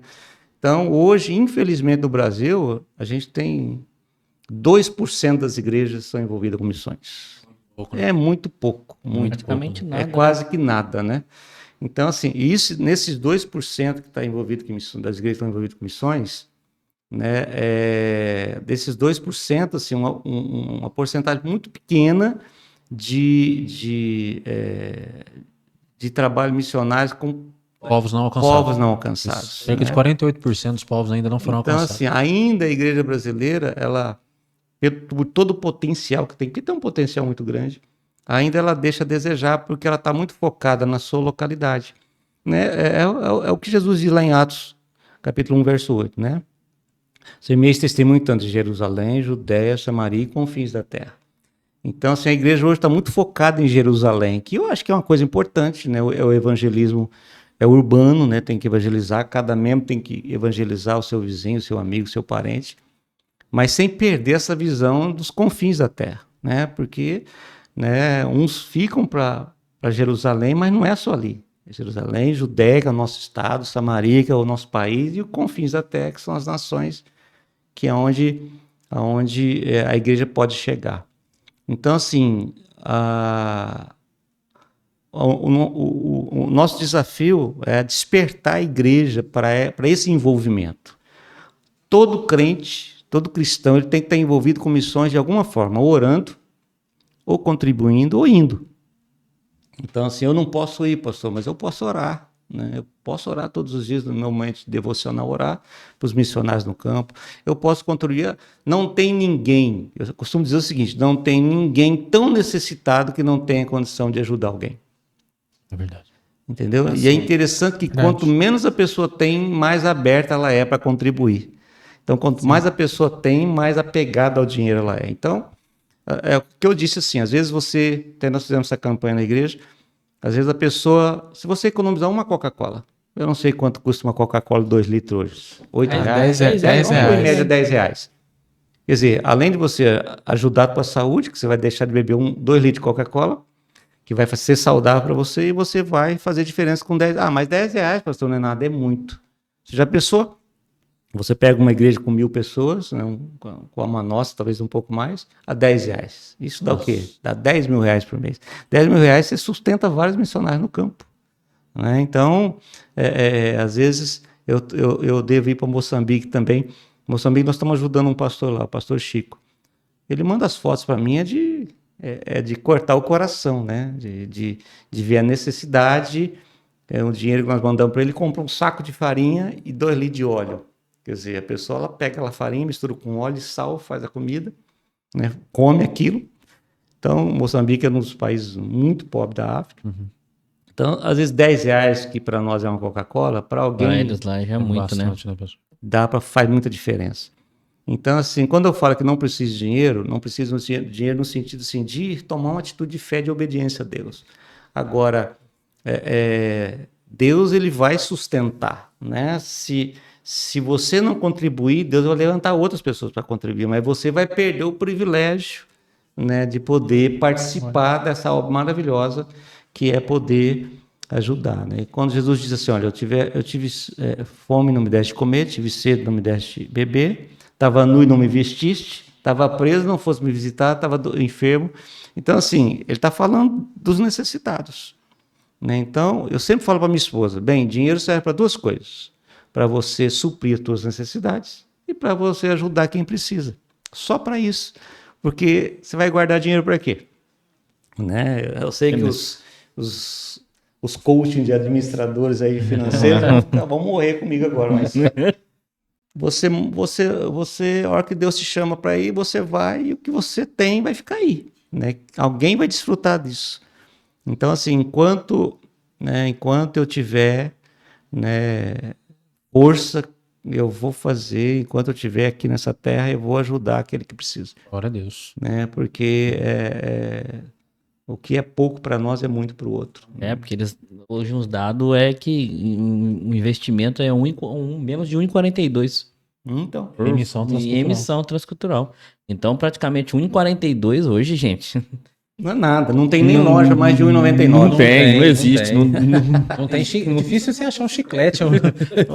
Pão, você compra 2 pão. Então é muito pouco. O que falta é revelação daquilo que realmente Deus quer que você faça. Né? Então, eu posso não fazer muita coisa, mas eu posso ajudar com R$10, que não vai fazer falta, mas que vai fazer muita diferença para aquele que precisa. Então, a questão financeira, a igreja ela precisa ser despertada para isso. Né? Eu preciso e vou me envolver, porque um dia Deus vai prestar conta, você vai prestar conta, nós vamos prestar conta diante de Deus por aquilo que Ele confiou nas nossas mãos, sejam de talentos, sejam de condições financeiras. Então, eu acho que é um desafio para a igreja se envolver com missões, né? Só abrindo um parênteses, pastor, em relação a isso que o senhor está falando, né? No canto da tela, se você que está nos acompanhando ver ali, vai ter o QR Code. Qual que é um dos pontos, né, do PodID? Das coisas que nós sentamos, conversamos, né? Todo convidado que a gente vai trazer aqui, a gente vai estar com esse QR Code no canto da tela. E se você prestar atenção, está escrito Ceifa Missões, que foi aonde o próprio pastor Pedro nos permitiu colocar, nem para ele, não, é para Ceifa Missões. Por quê? Porque quando você apontar, você já vai estar, se você quiser contribuir, ofertando nesses projetos que o pastor Pedro está nos falando, está nos mostrando. Viagem para Angola, projetos no Chile, assim por diante, no sertão da Bahia. Então, um dos pontos nossos aqui, que a gente sentou, a gente conversou, todo recurso levantado vai ser designado missões. Então, todo convidado, ele vai nos direcionar a uma obra, a um projeto que ele quer alcançar. E o pastor Pedro designou, né, para a igreja, para a nossa igreja Ceifa, para os projetos que estão acontecendo. Sim, claro. O pastor está indo para Angola, o pastor Mateus está indo para o sertão da Bahia o mês que vem. Então, assim, missões, graças ao bom Deus, têm acontecido. E você, se você quiser apontar a câmera do seu celular para contribuir, para investir nessa obra que não é nossa, né, pastor? É de Deus. De Deus. É de Deus. O ID, os 3 pontos que o pastor tocou, a oração, o ir e o investir, pertence a Deus, né? E salientando também o que ele falou, Deus precisa de recurso? Não, ele é o dono do ouro e da prata, né, pastor? Mas ele nos chama a ser parceiro dessa obra. Então ele está chamando a nós a ser parceiro disso. Seja orando, contribuindo ou indo. Correto, meu amigo? Correto. E é uma forma da gente poder ajudar, né? A gente poder alcançar pessoas, lugares diferentes. Amém. E eu acho que sem essa ajuda, se você não puder levantar, não puder orando e puder dar aqueles R$10, o que for, o que se você sentir naquele coração, naquele momento ali, se puder nos ajudar, vai ser bem-vindo. E não é pra gente, né? Com certeza. É pra glória do nome, pra gente alcançar lugares diferentes. Esse projeto, ele não tem o intuito de alavancar recurso para si próprio, não, a gente não quer isso. Nosso intuito é proclamar Jesus até que ele venha, fazer ele conhecido entre as nações. Amém? Douglas quer... Não, eu só queria dar um adendo aqui, que no link, nesse QR Code aí, você vai encontrar tanto o Pix, que o pastor Pedro nos forneceu aqui, para a Secretaria de Missões dele, e você também vai encontrar as fotos que foram exibidas aqui hoje. Ah, maravilha. Então você consegue ver Então, se você ficou com alguma dúvida, alguma foto que você queira aí, tá lá também. É só você entrar e você abençoar esse projeto aí que é de Deus. Em nome de Jesus. E só terminando, concluindo essa questão, missões não é despesa, missões é investimento. Isso é muito importante. Então, tudo que você, pessoalmente, como família, ou que a igreja investir financeiramente na obra missionária é investimento, não é Eu tenho um testemunho para contar. Meu filho, esses dias atrás, ele, quando foi levar esse final de ano, em dezembro, foi levar cestas básicas lá para o sertão da Bahia, ele fez um negócio, ganhou um dinheiro, disse, pai, eu vou dar. Ele deu um valor expressivo, né, para missões. E é interessante que ele deu o valor, né, Deus proporcionou para ele um negócio, né, 10 vezes mais. Então, assim, até ele falou assim, nossa, pai, que coisa, né? Missões é investimento. Eu falei, com certeza, filho. Né? Então, a igreja não, você, né, que crê em Jesus, você que é simpatizando do evangelho também, crê que missões é investimento. Então, tudo que você investir em missões, com certeza, né, se você não colher aqui em vida, você vai colher na eternidade. Amém, com certeza. Uma coisa Glória a assim. Deus. E dando continuidade, né? Gostaria de falar um pouquinho, trazer umas fotos do Haiti, né, pastor? Tem umas histórias muito legais. Eu tenho uma história do senhor que eu falo dela, o meu olho enche de lágrimas. Só queria comentar que o pastor Pedro achou que era 1 hora. Vai caminhar para umas 3. Vai estar passando aí as fotos, né? O Douglas vai colocar aí. Pode colocar, Douglas. Aí, ó. Haiti, 2010, quando teve o terremoto, acho que foi logo no comecinho do ano, né? Acho que na passagem do ano teve terremoto, eu não me lembro a data. Matou aí cerca de 250 mil pessoas, né? Então foi,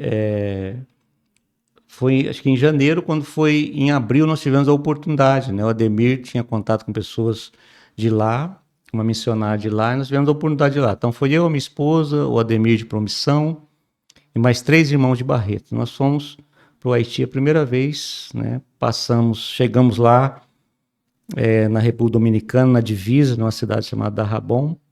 Do outro lado da ponte era a divisa do Haiti. Nós pegamos uma van e fomos na capital, em Porto Príncipe, onde houve o epicentro do terremoto.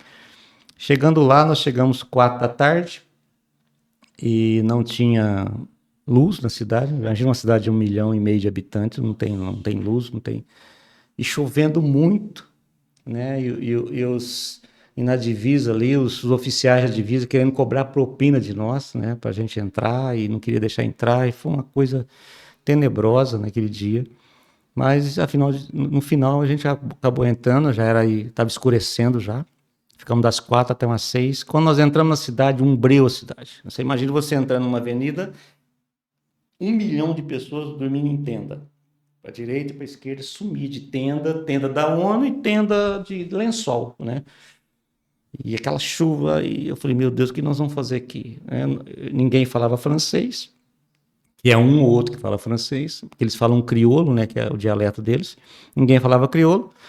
E a gente parava a van e como é que nós vamos achar hotel já no escuro? Chamava alguém, não sabia, né? Não abre espanhol, não.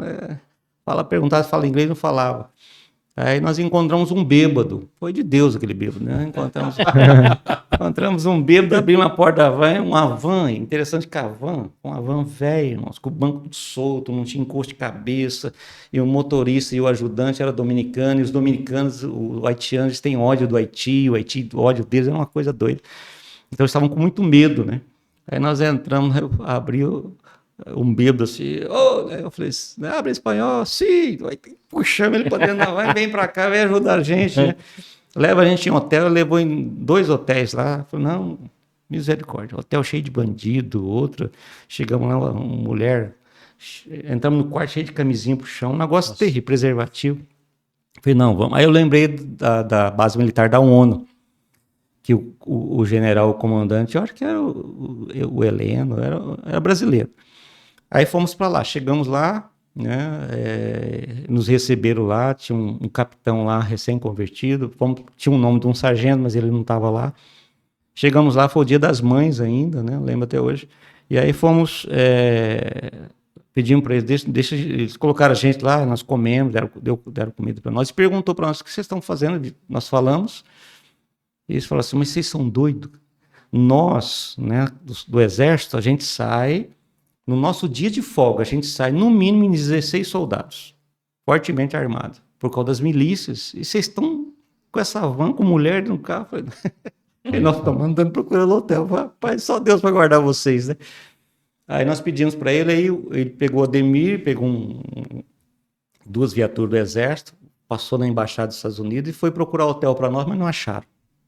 E voltaram. Eu pedi para ele, capitão, deixa a gente dormir aqui dentro, né, dentro da base, né, que era uma avenida muito grande, base militar do Chile, do Japão, e vários países. Ele falou, eu não vou deixar vocês dormir num alojamento com cama, porque o coronel, né, ele tá falando com a família dele, quando ele fala com a família, ele fica madrugada todo falando e não tem quem... Se você interferir, ele te pune, inclusive. Eu falei, não, deixa a gente dormir na van, que tá bom. Ficamos dormindo na van, ele colocou os soldados em volta da van, guardando. E aí, dormimos lá, no outro dia levantamos, eles nos deram café e eles foram seguindo lá por centro da cidade e nós fomos também. Então, a cidade era em ruína, né? Eles só abriram com a máquina no meio dos escombros. Mais de 200 mil pessoas estavam enterradas lá, até hoje, né? Não tiraram. Então foi uma experiência muito forte, né? E tinha 15, mais de, acho que 800 mil crianças órfãs na época. O pai morreu no terremoto, tudo. Então eu voltei de lá muito compadecido, né? Muito compadecido. E quando foi um dia no culto, durante o culto, assim, no meio do louvor, Deus falou comigo assim, vende a sua casa e constrói um orfanato no Haiti. Eu fiquei chocado com aquilo que foi muito forte. Eu falei para minha esposa, falei, bem, Deus está pedindo para a gente vender a nossa casa. Ela falou assim, tem certeza? Eu falei, Deus está falando comigo aqui, vamos vender. Minha esposa sempre foi assim, né? Sempre confiou naquilo que Deus fala. Bem. Aí nós nos dispomos, vendemos a nossa casa, fomos morar, a minha casa tinha 300 metros quadrados, né? Nós fomos morar em 36 metros quadrados lá no Centro de Missões, numa casinha pequenininha. Na época minha filha estava fazendo CTM, e meu filho dormia com a gente lá, então nós ficamos lá 1 ano e meio, 2 anos. E nesse período nós construímos o orfanato, com a parte do dinheiro nós reformamos o Centro de Missões, né? O salão lá. Na verdade construímos um salão novo, né? Com a parte do dinheiro, e a outra parte nós construímos o orfanato. Então, eu me lembro até hoje que em 2012 nós inauguramos o orfanato. Quando a gente estava construindo, o Ademir estava indo ir lá direto, levava o dinheiro para poder construir. Eu lembro que ele me ligou e disse, olha, a cidade lá tem 80 mil habitantes. Nessa cidade, na divisa que nós construímos. Não construímos lá na...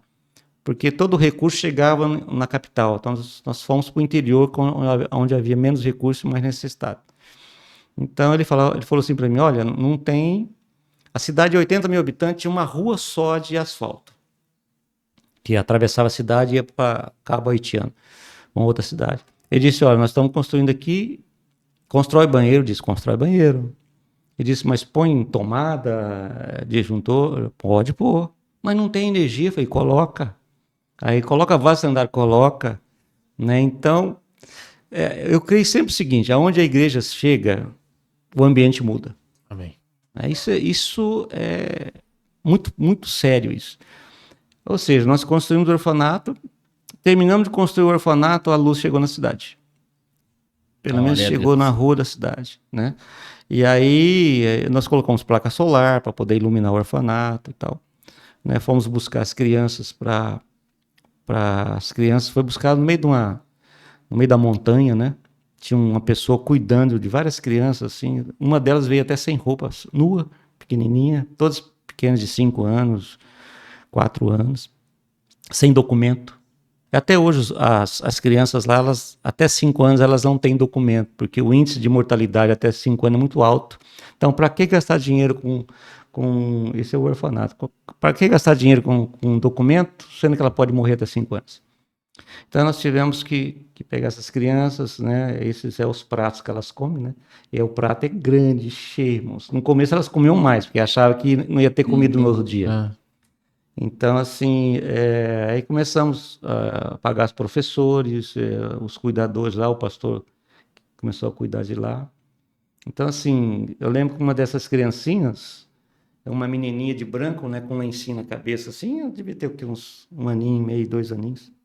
E eu peguei ela no colo, ela passou a mão no meu rosto, assim, disse, papi, né, me chamando de papai, né. Eu fiquei muito emocionado com aquilo, porque... né, aquilo que a gente representa para elas, né? Então foi dessa forma que nós construímos, né, o orfanato, eu e minha esposa, né? Tem uma outra foto que a minha esposa está vestida de palhaço, ela e meu filho também foi lá. Não sei se está aí, Não, né? não tá.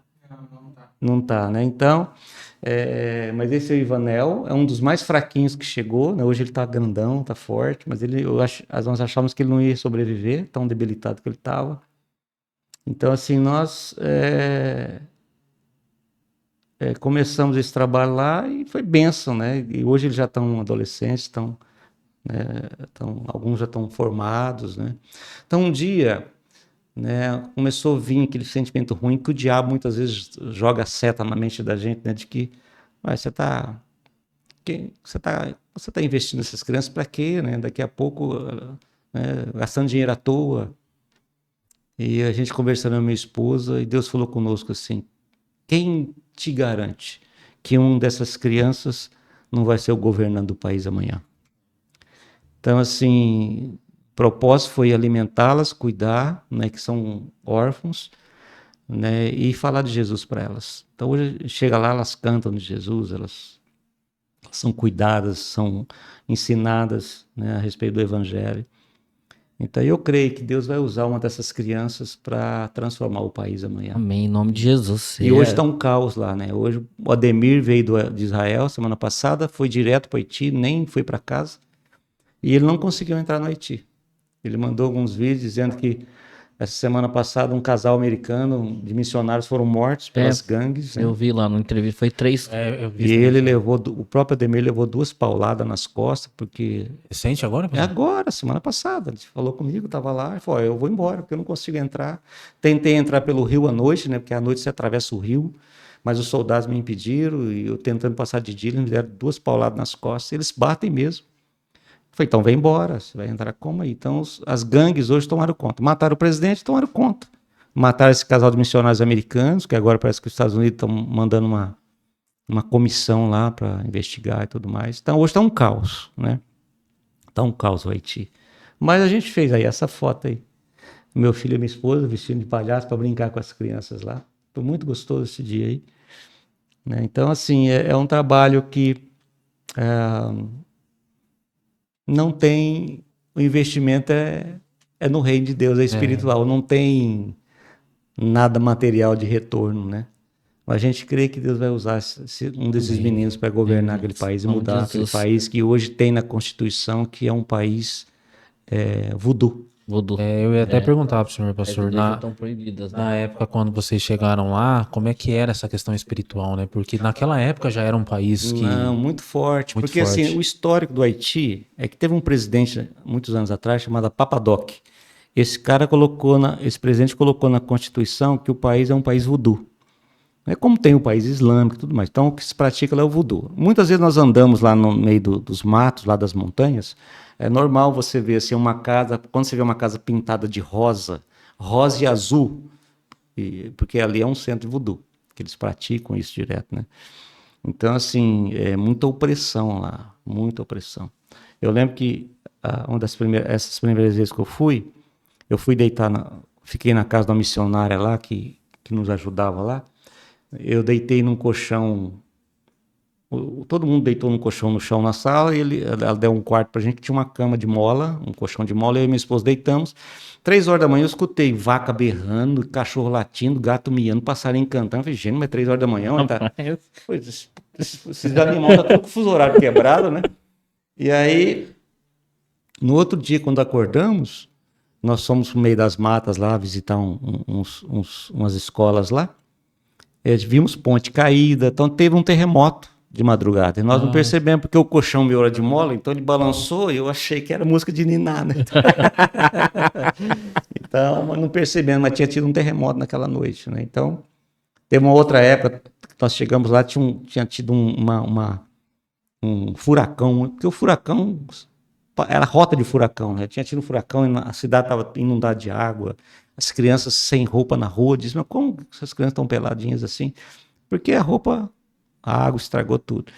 Então nós tivemos que sair de lá, tivemos que ir para Porto Príncipe de van no meio das montanhas, né? Muito difícil, é tanta curva que tinha uns irmãos que estavam com a gente, acabou vomitando, que dá muito enjoo. No meio das montanhas, a gente foi pegar o avião em Porto Príncipe, na capital. E chegamos lá, irmãos, meu Deus do céu, né? Lotado o aeroporto. Então, assim, nós tivemos para fugir, né, do furacão. Então, assim, é um caos, né? Mas Deus nos chamou para isso, né? Para fazermos a diferença, né? Então, hoje Deus tem guardado o orfanato, lá os bandidos não invadiram, né?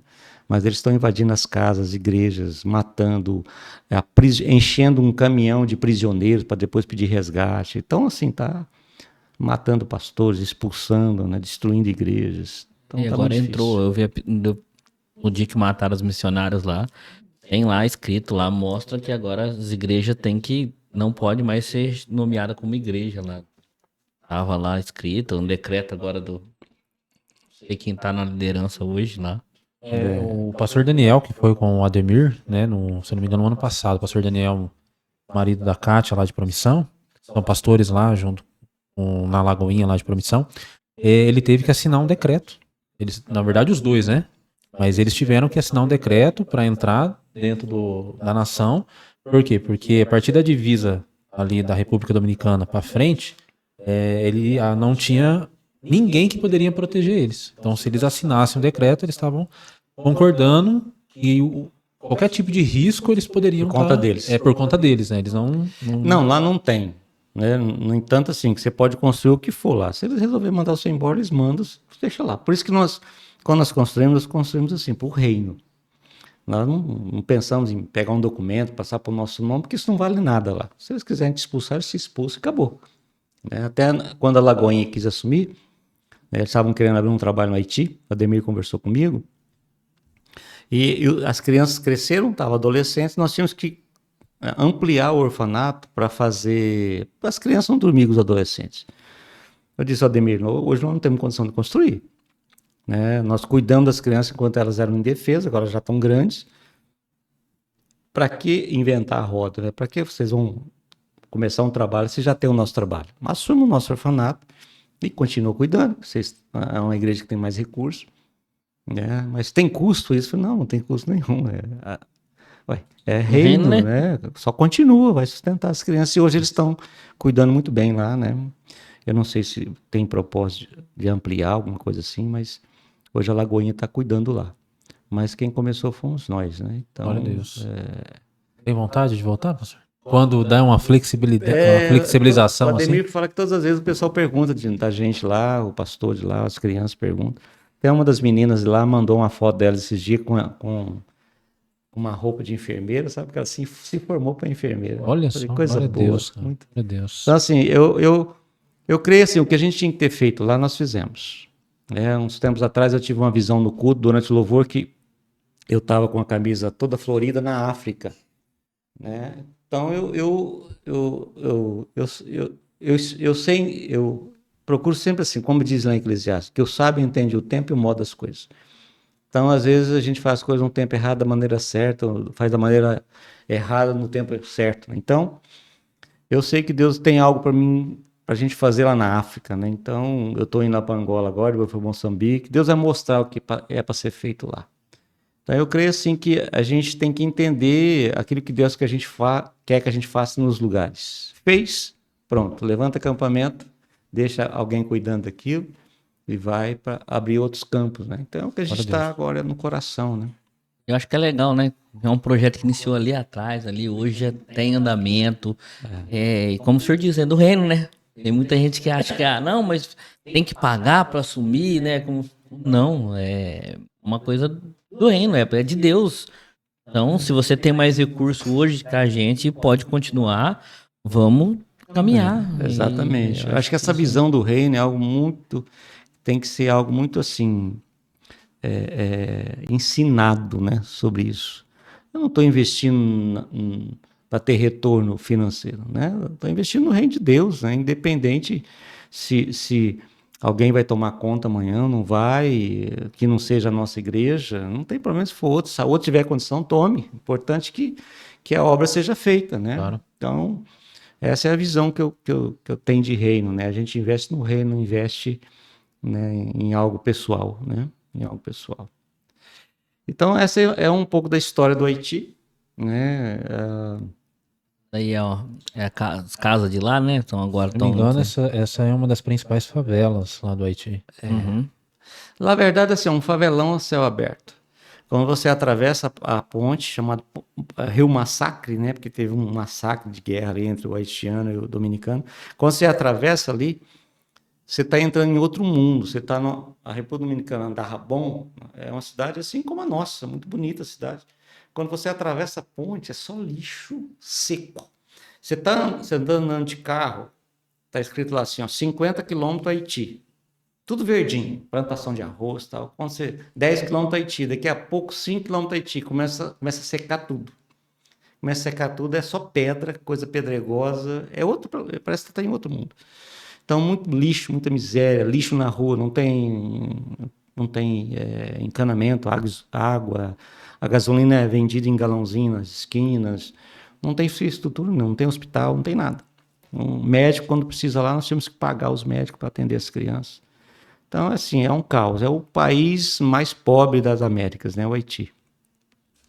E a gente fez o que Deus nos mandou fazer, né? E fizemos e temos certeza que os resultados virão Amém. pro reino no futuro. Jesus, já tem, né, pastor? E é interessante que nunca me faltou casa para morar, né? Deus é bom, né? Deus é bom. O senhor contou essa história. Deus cuida de nós, né? Primeira vez que eu ouvi, eu falei, nossa, mas como, gente? Ele vendeu a casa. Ele entregou e Deus honra, né, todo momento, né, pastor? Eu acho assim, eu sempre tive.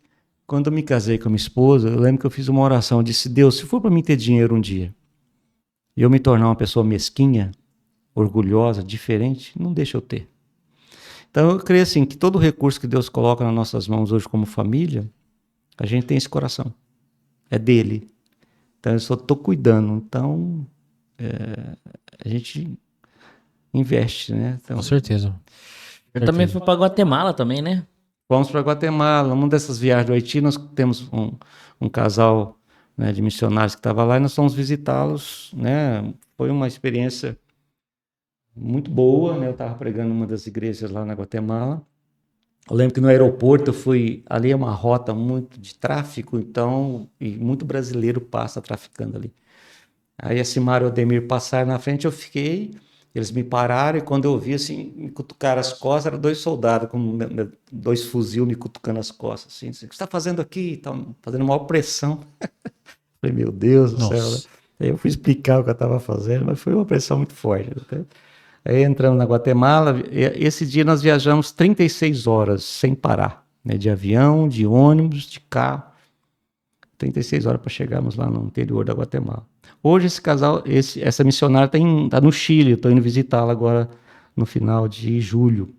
Né? Iana é uma mulher de Deus, ela trabalha com crianças, faz um trabalho que eu nunca vi igual. Né? Então eu estou indo lá visitá-la para ver se a gente faz uma ponte também com o Chile. Então uma viagem tremenda. Amém. Douglas, tem alguma pergunta? Haiti, Guatemala? Não, pode seguir aí por enquanto. Tem amendoim, Douglas? Perguntar pro pastor Pedro se ele não quer um cafezinho. Não, café não, obrigado. Tô bem. Só Café renovar bem o seu forte suco aí, pra pastor. acordar. Não, tá bom, não, chega, tá tranquilo. Tem mais fotos aí? Eu não sei se... Tem. De Guatemala, não. Não, essa Guatemala é só essa, né? Eu tinha outras fotos, mas meu celular perdeu muita coisa, tô tentando recuperar. A gente tem uma de Israel agora. A Israel, minha esposa, né? Então, ela tinha minha esposa, ela foi em Israel com 15 anos. E ela sempre teve um sonho de voltar. Minha sogra vai todo ano, essa é minha sogra, tem 90 anos. Nós vamos trazer ela aqui, se é assim. Já conversamos com Tem uma energia aqui. conversamos com o Isaías, né, para pedir pra gente ir lá conversar com ela. O Isaías já conversou com ela falou que gostou da ideia. Vamos alinhar o melhor dia para receber ela aqui. Tem muita experiência. Nossa. Muita experiência. 90 anos. Ela já de foi em viagem. vários países do mundo, já foi na Coreia, já foi em todo quanto é lugar. A minha esposa, ela tinha 15 anos de idade quando ela foi. E ela tinha um sonho de voltar lá. E aí eu falei, não, eu não vamos agora não quero ir, então não tem, Deus não está direcionando para isso. Há um ano atrás ela sonhou que ela estava indo para Israel e ela arrumava a mala assim muito rápido. E a minha esposa, assim, nós estamos para Angola, ela já está arrumando mala faz 2 meses antes. Ela é muito precavida em relação a isso. Muito cheia de regrinhas. E de repente, no sábado, eles iam embarcar sábado à noite, de sábado para domingo. Sábado, sábado, um casal que ganhou a passagem, a esposa adoeceu, foi internada. E para não perder a passagem, resumindo, 4 horas da tarde ligaram, Simara, você quer ir? A passagem está paga, só precisa ir. E nós íamos pregar num congresso da família em Pitangueiras, ela ia pregar comigo. Eu disse, olha bem, esquece o congresso da família, eu prego sozinho, você vai arrumar mala. Então ela chamou minha filha, foi arrumar a mala, falei, ai, o sonho aí. Ela sabe correndo, arrumando mala para poder viajar, e teve que transferir a passagem, e ela com a mala, falei, faz a mala, deixa. Ah, mas não sabe se vai autorizar. Falei, faz a mala. E ela fez a mala. 10 horas da noite ela estava lá, aí veio o telefone que foi autorizado. Já embarcaram, foram para Israel, ela ficou 12 dias lá. Né? Toda feliz, voltou. Né? Tiveram a oportunidade de orar lá em Jerusalém, orar pela paz de Jerusalém. Né? Então, Deus está levando, então, Deus fez. Né? Eu até peguei essa foto, até tinha comentado com o Jerônimo e com o Douglas, de perguntar para ela, se eu não me engano, aquele túmulo lá atrás... É o túmulo de Jesus. Se eu não me engano, é isso aí mesmo. O túmulo de Jesus, é onde a pedra corre. Se você, não tem jeito, mas se aproximar essa imagem, você vai ver que ali atrás é uma caveira. Gólgota, que eles falam. É o Monte Caveira ali, onde Jesus foi crucificado lá atrás e foi enterrado ali. Legal. Então, assim, é uma experiência tremenda, né? Mesmo em meio à guerra, tinha muito pouca gente na cidade. Né, muito pouca gente, mas elas foram, né? Teve um dia lá, quando elas foram sair de lá para vir embora, atrasou o voo, porque eles fecharam o espaço aéreo, que estava tendo uma ameaça de míssil, mas foi uma oportunidade que elas tiveram de orar por Jerusalém, de uma outra oportunidade eu vou, né? Então, tá aí a geração, né? A mãe e a filha, né? A filha aprendeu com a mãe a amar missões. As duas missionárias estão ali no... Hoje ela tem missões no coração também. Tem a Damares, o Atos vindo aí, Exatamente. E a Esther e a Zoe também. O meu filho Adriel, o Adriel, ele se batizou na Bahia. Quando ele era adolescente, ele foi para a Bahia numa viagem missionária com os pastores, com a minha sogra.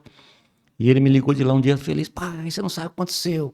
É uma surpresa, tem uma surpresa para você. Eu falei, tá bom, filho. Depois você eu te conto quando chegar aí. Eu falei, tá bom. Aí eu fui dormir, deitei, quando eu pus a cabeça no travesseiro, Deus falou comigo. Ele batizou na Bahia. Eu chamei a minha esposa e disse, bem, a surpresa é que ele batizou na Bahia. Você tá brincando? Eu tô falando pra você, Deus falou comigo. Aí ele chegou depois de uns 3 dias. E aí, como é que... pai, eu batizei na Bahia, que não sei o quê. Falei, Deus já tinha falado comigo. Então eu falei, filho, Deus ele tá dando um legado da tua avó para você, da Bahia, né? Do sertão. Então ele quer ir agora pro Piauí, né? Pro sertão do Piauí, onde nós furamos alguns poços artesianos lá, uns anos atrás. O Adriel quer voltar lá, porque ele morou lá uns 2 meses. Ele quer voltar lá para ver o pessoal e ver como é que tá os poços, né? É outra experiência que eu não trouxe as fotos, mas não passei as fotos, mas foi uma experiência tremenda lá no Piauí. Da gente furando numa cidade chama Canastra, uma cidade de leprosos. Eu não sabia que tinha leprosário no Brasil. Essa história é legal. E a criança que não tem os dedinhos assim, cada Douglas, lepra. puder pesquisar para nós aí, Douglas. E aí, nós somos assim, na divisa do Piauí com a Bahia, com o norte da Bahia.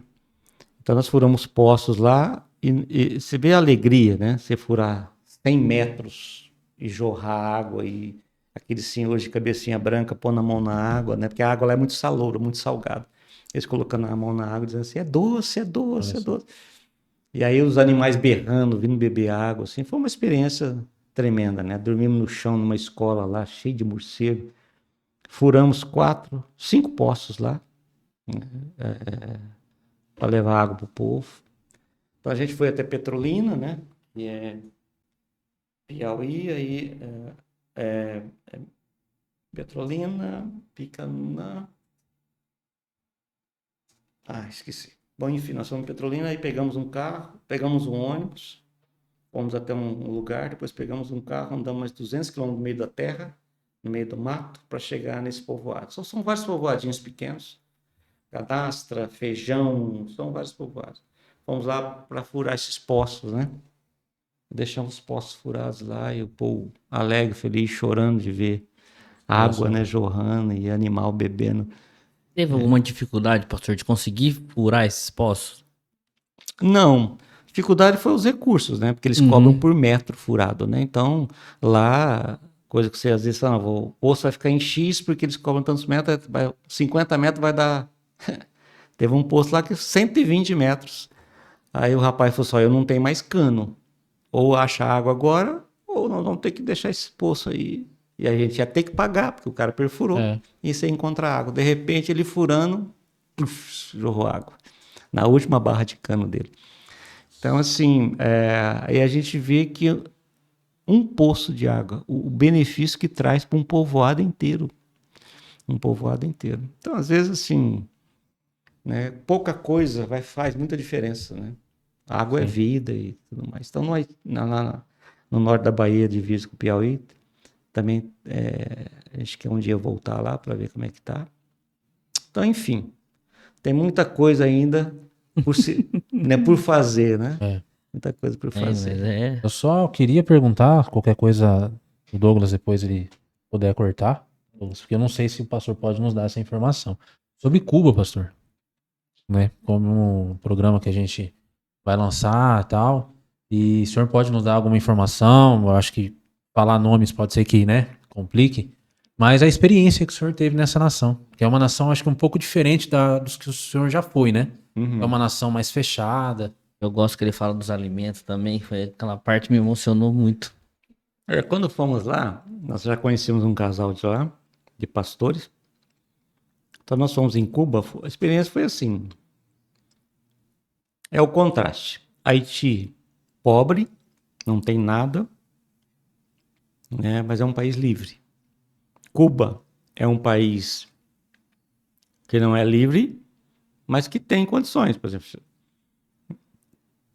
o povo não morre de fome como morre no Haiti. Mas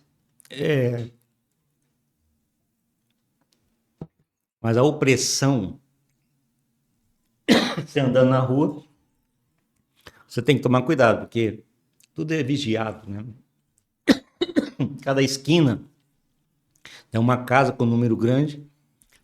Quando você vê um número grande na casa, porque aquela casa é o fiscal do quarteirão. Então ele vai fiscalizar.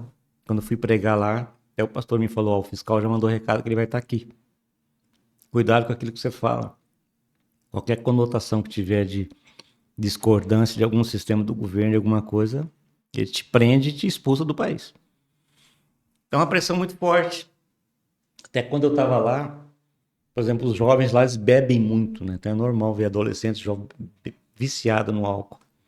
Porque eles não têm perspectiva de sonhar, de vida, né? De projetar coisas. E aí, assim, se você vai pintar a sua casa, na época que eu fui, para você pintar o muro da sua casa, você tinha que pedir para esse fiscal. Se você pintasse o muro sem pedir para o fiscal, era perigoso o governo confiscar a sua casa. Nossa. Carne de vaca, na época, não podia comer. Se comesse, era 30 anos de cadeia. Nossa. Então, podia comer carne de porco. Então, muita necessidade, né? Você chega nos mercados, tudo vazio, as prateleiras, não tem nada para comprar, por causa dos embargos, né? Então, o governo vai fazer um discurso na praça. Você vê lá lotado de gente. Eu falei pro pessoal da igreja, falei, como assim, gente? E quando eu estive lá, eles fizeram um plebiscito de aprovação do governo. Deu 100% de aprovação. O pessoal da igreja falou assim, nós votamos tudo contra. Mas a manipulação de resultado, né? Então, assim, é um país, assim, né? Principalmente é Caribe, né? Muito bonitas os lugares lá. Principalmente Havana, né? Nós somos para Santo Espírito, que é bem no interior. Mas, assim, a perseguição é muito grande, né? No cristianismo, as igrejas, você não pode abrir igreja. Por exemplo, tem uma casa, a casa tem 2 águas, né? Se você quer começar um culto, uma igreja, você fecha no meio ali e você abre desse lado e faz ali dentro da sua casa. Não tem construir um templo, né? Então, assim, a necessidade é muito grande, né? Eles têm... né? Não tem as coisas que a gente tem. No entanto, que quando eles vêm aqui, os pastores que vêm de lá, né? Vai comer, começa a chorar, né? Você vai comprar uma roupa para eles, puxa vida, meus filhos não têm isso lá. Nossa. A Damares, o Atos foi esse tempo atrás, levou uma roupa de recém-nascido, levou uma mala de roupa de recém-nascido para a mulher, a filha do pastor. Chegou lá, não tinha nada, não tinha roupa nenhuma para a criança. E estava pedindo para orar, porque se tivesse cesárea, não tinha luva para os médicos usarem, não tinha anestesia. Meu Deus. Então, não tem... Até o pastor, quando teve aqui, ele falou que ele pegou Covid. Ele ficou melhor, a esposa ficou pior. Aí ele procurou, achou uma... Como é que chama aquele que tomava para Covid, o antibiótico? Ivermectina, azitromicina. Azithromicina, achou um vencido há 3 anos. E deu para a esposa tomar, né? Então, assim, não tem remédio lá, não tem... Remédio para dente, dor de dente, não tem. Remédio para dor de cabeça, não tem. Remédio para febre, não tem. Não tem. Não tem onde comprar, né? Então, é muito difícil lá. Assim, é um país que ainda o Haiti é melhor, por causa da liberdade que tem. Muito eu forte gosto isso, quando o é verdade. É. Porque a pior coisa é a opressão, é a perseguição. Você não tem liberdade para nada, não tem liberdade para falar, não tem liberdade para comprar, não tem liberdade para nada. Então tudo é monitorado o tempo todo. Quando nós chegamos no aeroporto, tinha um outdoor escrito assim, desenhado a ilha de Cuba, escrito assim: em minha casa mando Joe. Esse é o recado, quer dizer, na minha casa mando eu. Então não vem falar qualquer coisa aqui não. Você não vê propaganda de nada, você só vê propaganda de frases do Che Guevara, do Raul Castro, frases de impacto, de guerrilha, sabe? Não tem propaganda de nada lá. Então, e eles falam, né? Que a nossa rodovia é a melhor rodovia do mundo, porque na época eu fui lá, tinha 3 canais. Um canal de infantil, daqueles desenhos antigos, né? De Pantera Cor-de-Rosa, aquelas coisas. Um outro canal do governo, que só fala de coisa do governo, propaganda do governo, e um canal da Venezuela, também que só fala coisa do... Então eles mostram as coisas ruins do mundo e mostravam as coisas boas de Cuba. Então, assim, na cabeça do cubano, não sei como é que está hoje, que faz muitos anos que eu não vou, é assim, Cuba é o melhor país do mundo, entendeu? Quando eles saem de lá, eles ficam chocados, eles não querem voltar. Por isso que quando muito atleta vem para o Brasil na Olimpíada, não quis voltar para lá. Porque eles ficam impressionados. Esse pessoal que vem de lá aqui, os pastores, eles entram no shopping e começam a chorar. Eles chegam na loja, não entra, não, pode, porque lá quando a gente andou com eles, a gente entrava na loja, o policial batia a mão deles, você não pode entrar. Então o cubano não deixava o podia entrar. turista. Só o turista. Praia, você vai na praia, o cubano que está com você não entra, fica aí. Olha. Só entra turista. Então como é que você... Então assim, é muita pressão, sabe? Muito... É o comunismo, né? É muito forte. Que eu gosto muito daquela história que o senhor fala dos alimentos, né? Que eles estavam juntando. Fizeram um almoço para nós, ali a igreja, do lado da igreja, assim, num pátio. Nós chegamos lá, tinha uma mesa comprida, com todos os pratos feitos. Arroz, um arroz misturado com feijão, que eles fazem, e uma carne de porco desfiada em cima. Aí tudo prontinho para os obreiros, né? E para nós a gente que pegar na panela. Eu perguntei por que isso. Ele falou, não, porque os obreiros já estão separados a comida deles. Isso aqui é tudo para vocês. Pode comer à vontade. E aí eu fiquei sabendo que antes da gente vir, durante o mês, eles pegavam esses copinhos de plástico de café. Cada um levava um copinho daquele de arroz para a igreja, para poder preparar a comida para a gente, né? Nossa.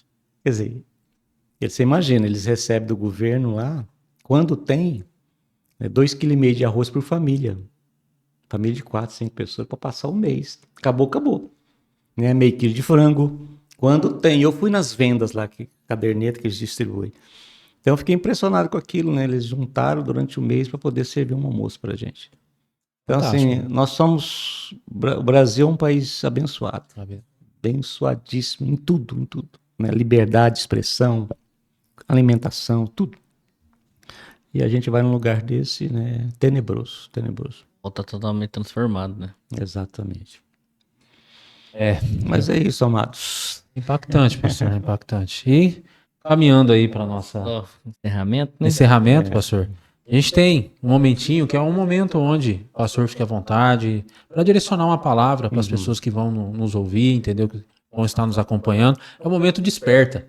Né? A gente tem falado de missões, temos como alvo aí o projeto de despertar missões no coração das pessoas. Então, pastor, fica à vontade, trazer uma palavra, trazer um direcionamento.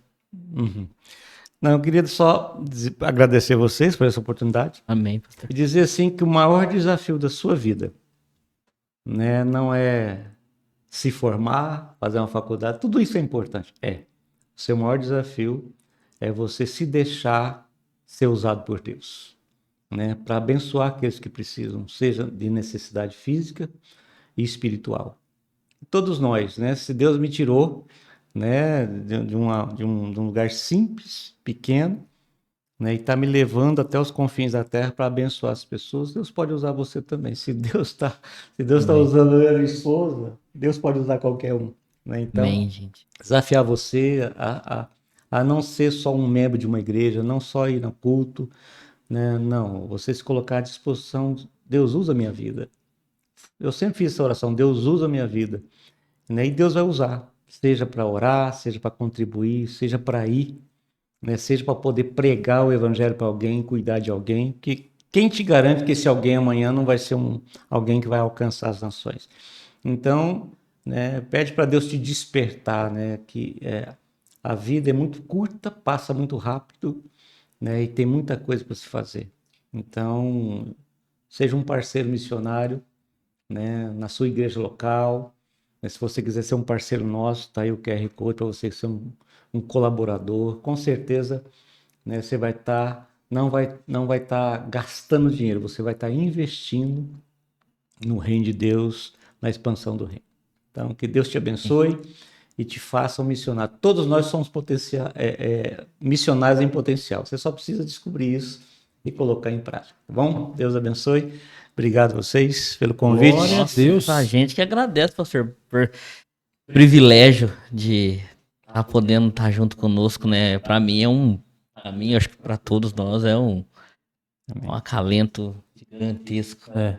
Agradecer, pastor. Agradecer o senhor, a pastora Simara, né? Não pôde vir, mas com certeza, né, se ela tivesse em condições, ela estaria conosco. A família do senhor, a Damares, o Adriel, as suas netinhas, né? Que Amém. são amigas aí da minha filha, estão sempre junto.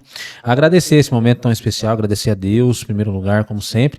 E você que está nos assistindo, que está nos acompanhando, não deixe de nos acompanhar nas redes sociais, no Instagram, no YouTube. Aí, curta, compartilhe, né? E faça com que o nosso canal aí alcance lugares aí através dessa mensagem, através desse abençoado testemunho, desses abençoados, da abençoada na questão das informações, que você possa nos ajudar aí a fazer com que esse canal alcance, toque em coração de pessoas, porque nós sabemos que Jesus está às portas, missões é para todos nós, né? Como o pastor compartilhou. Então faça parte desse projeto. Nos alcance. Amém. E deixe a gente alcançar lugares diferentes para a gente poder tocar em pessoas. E Douglão? Douglão.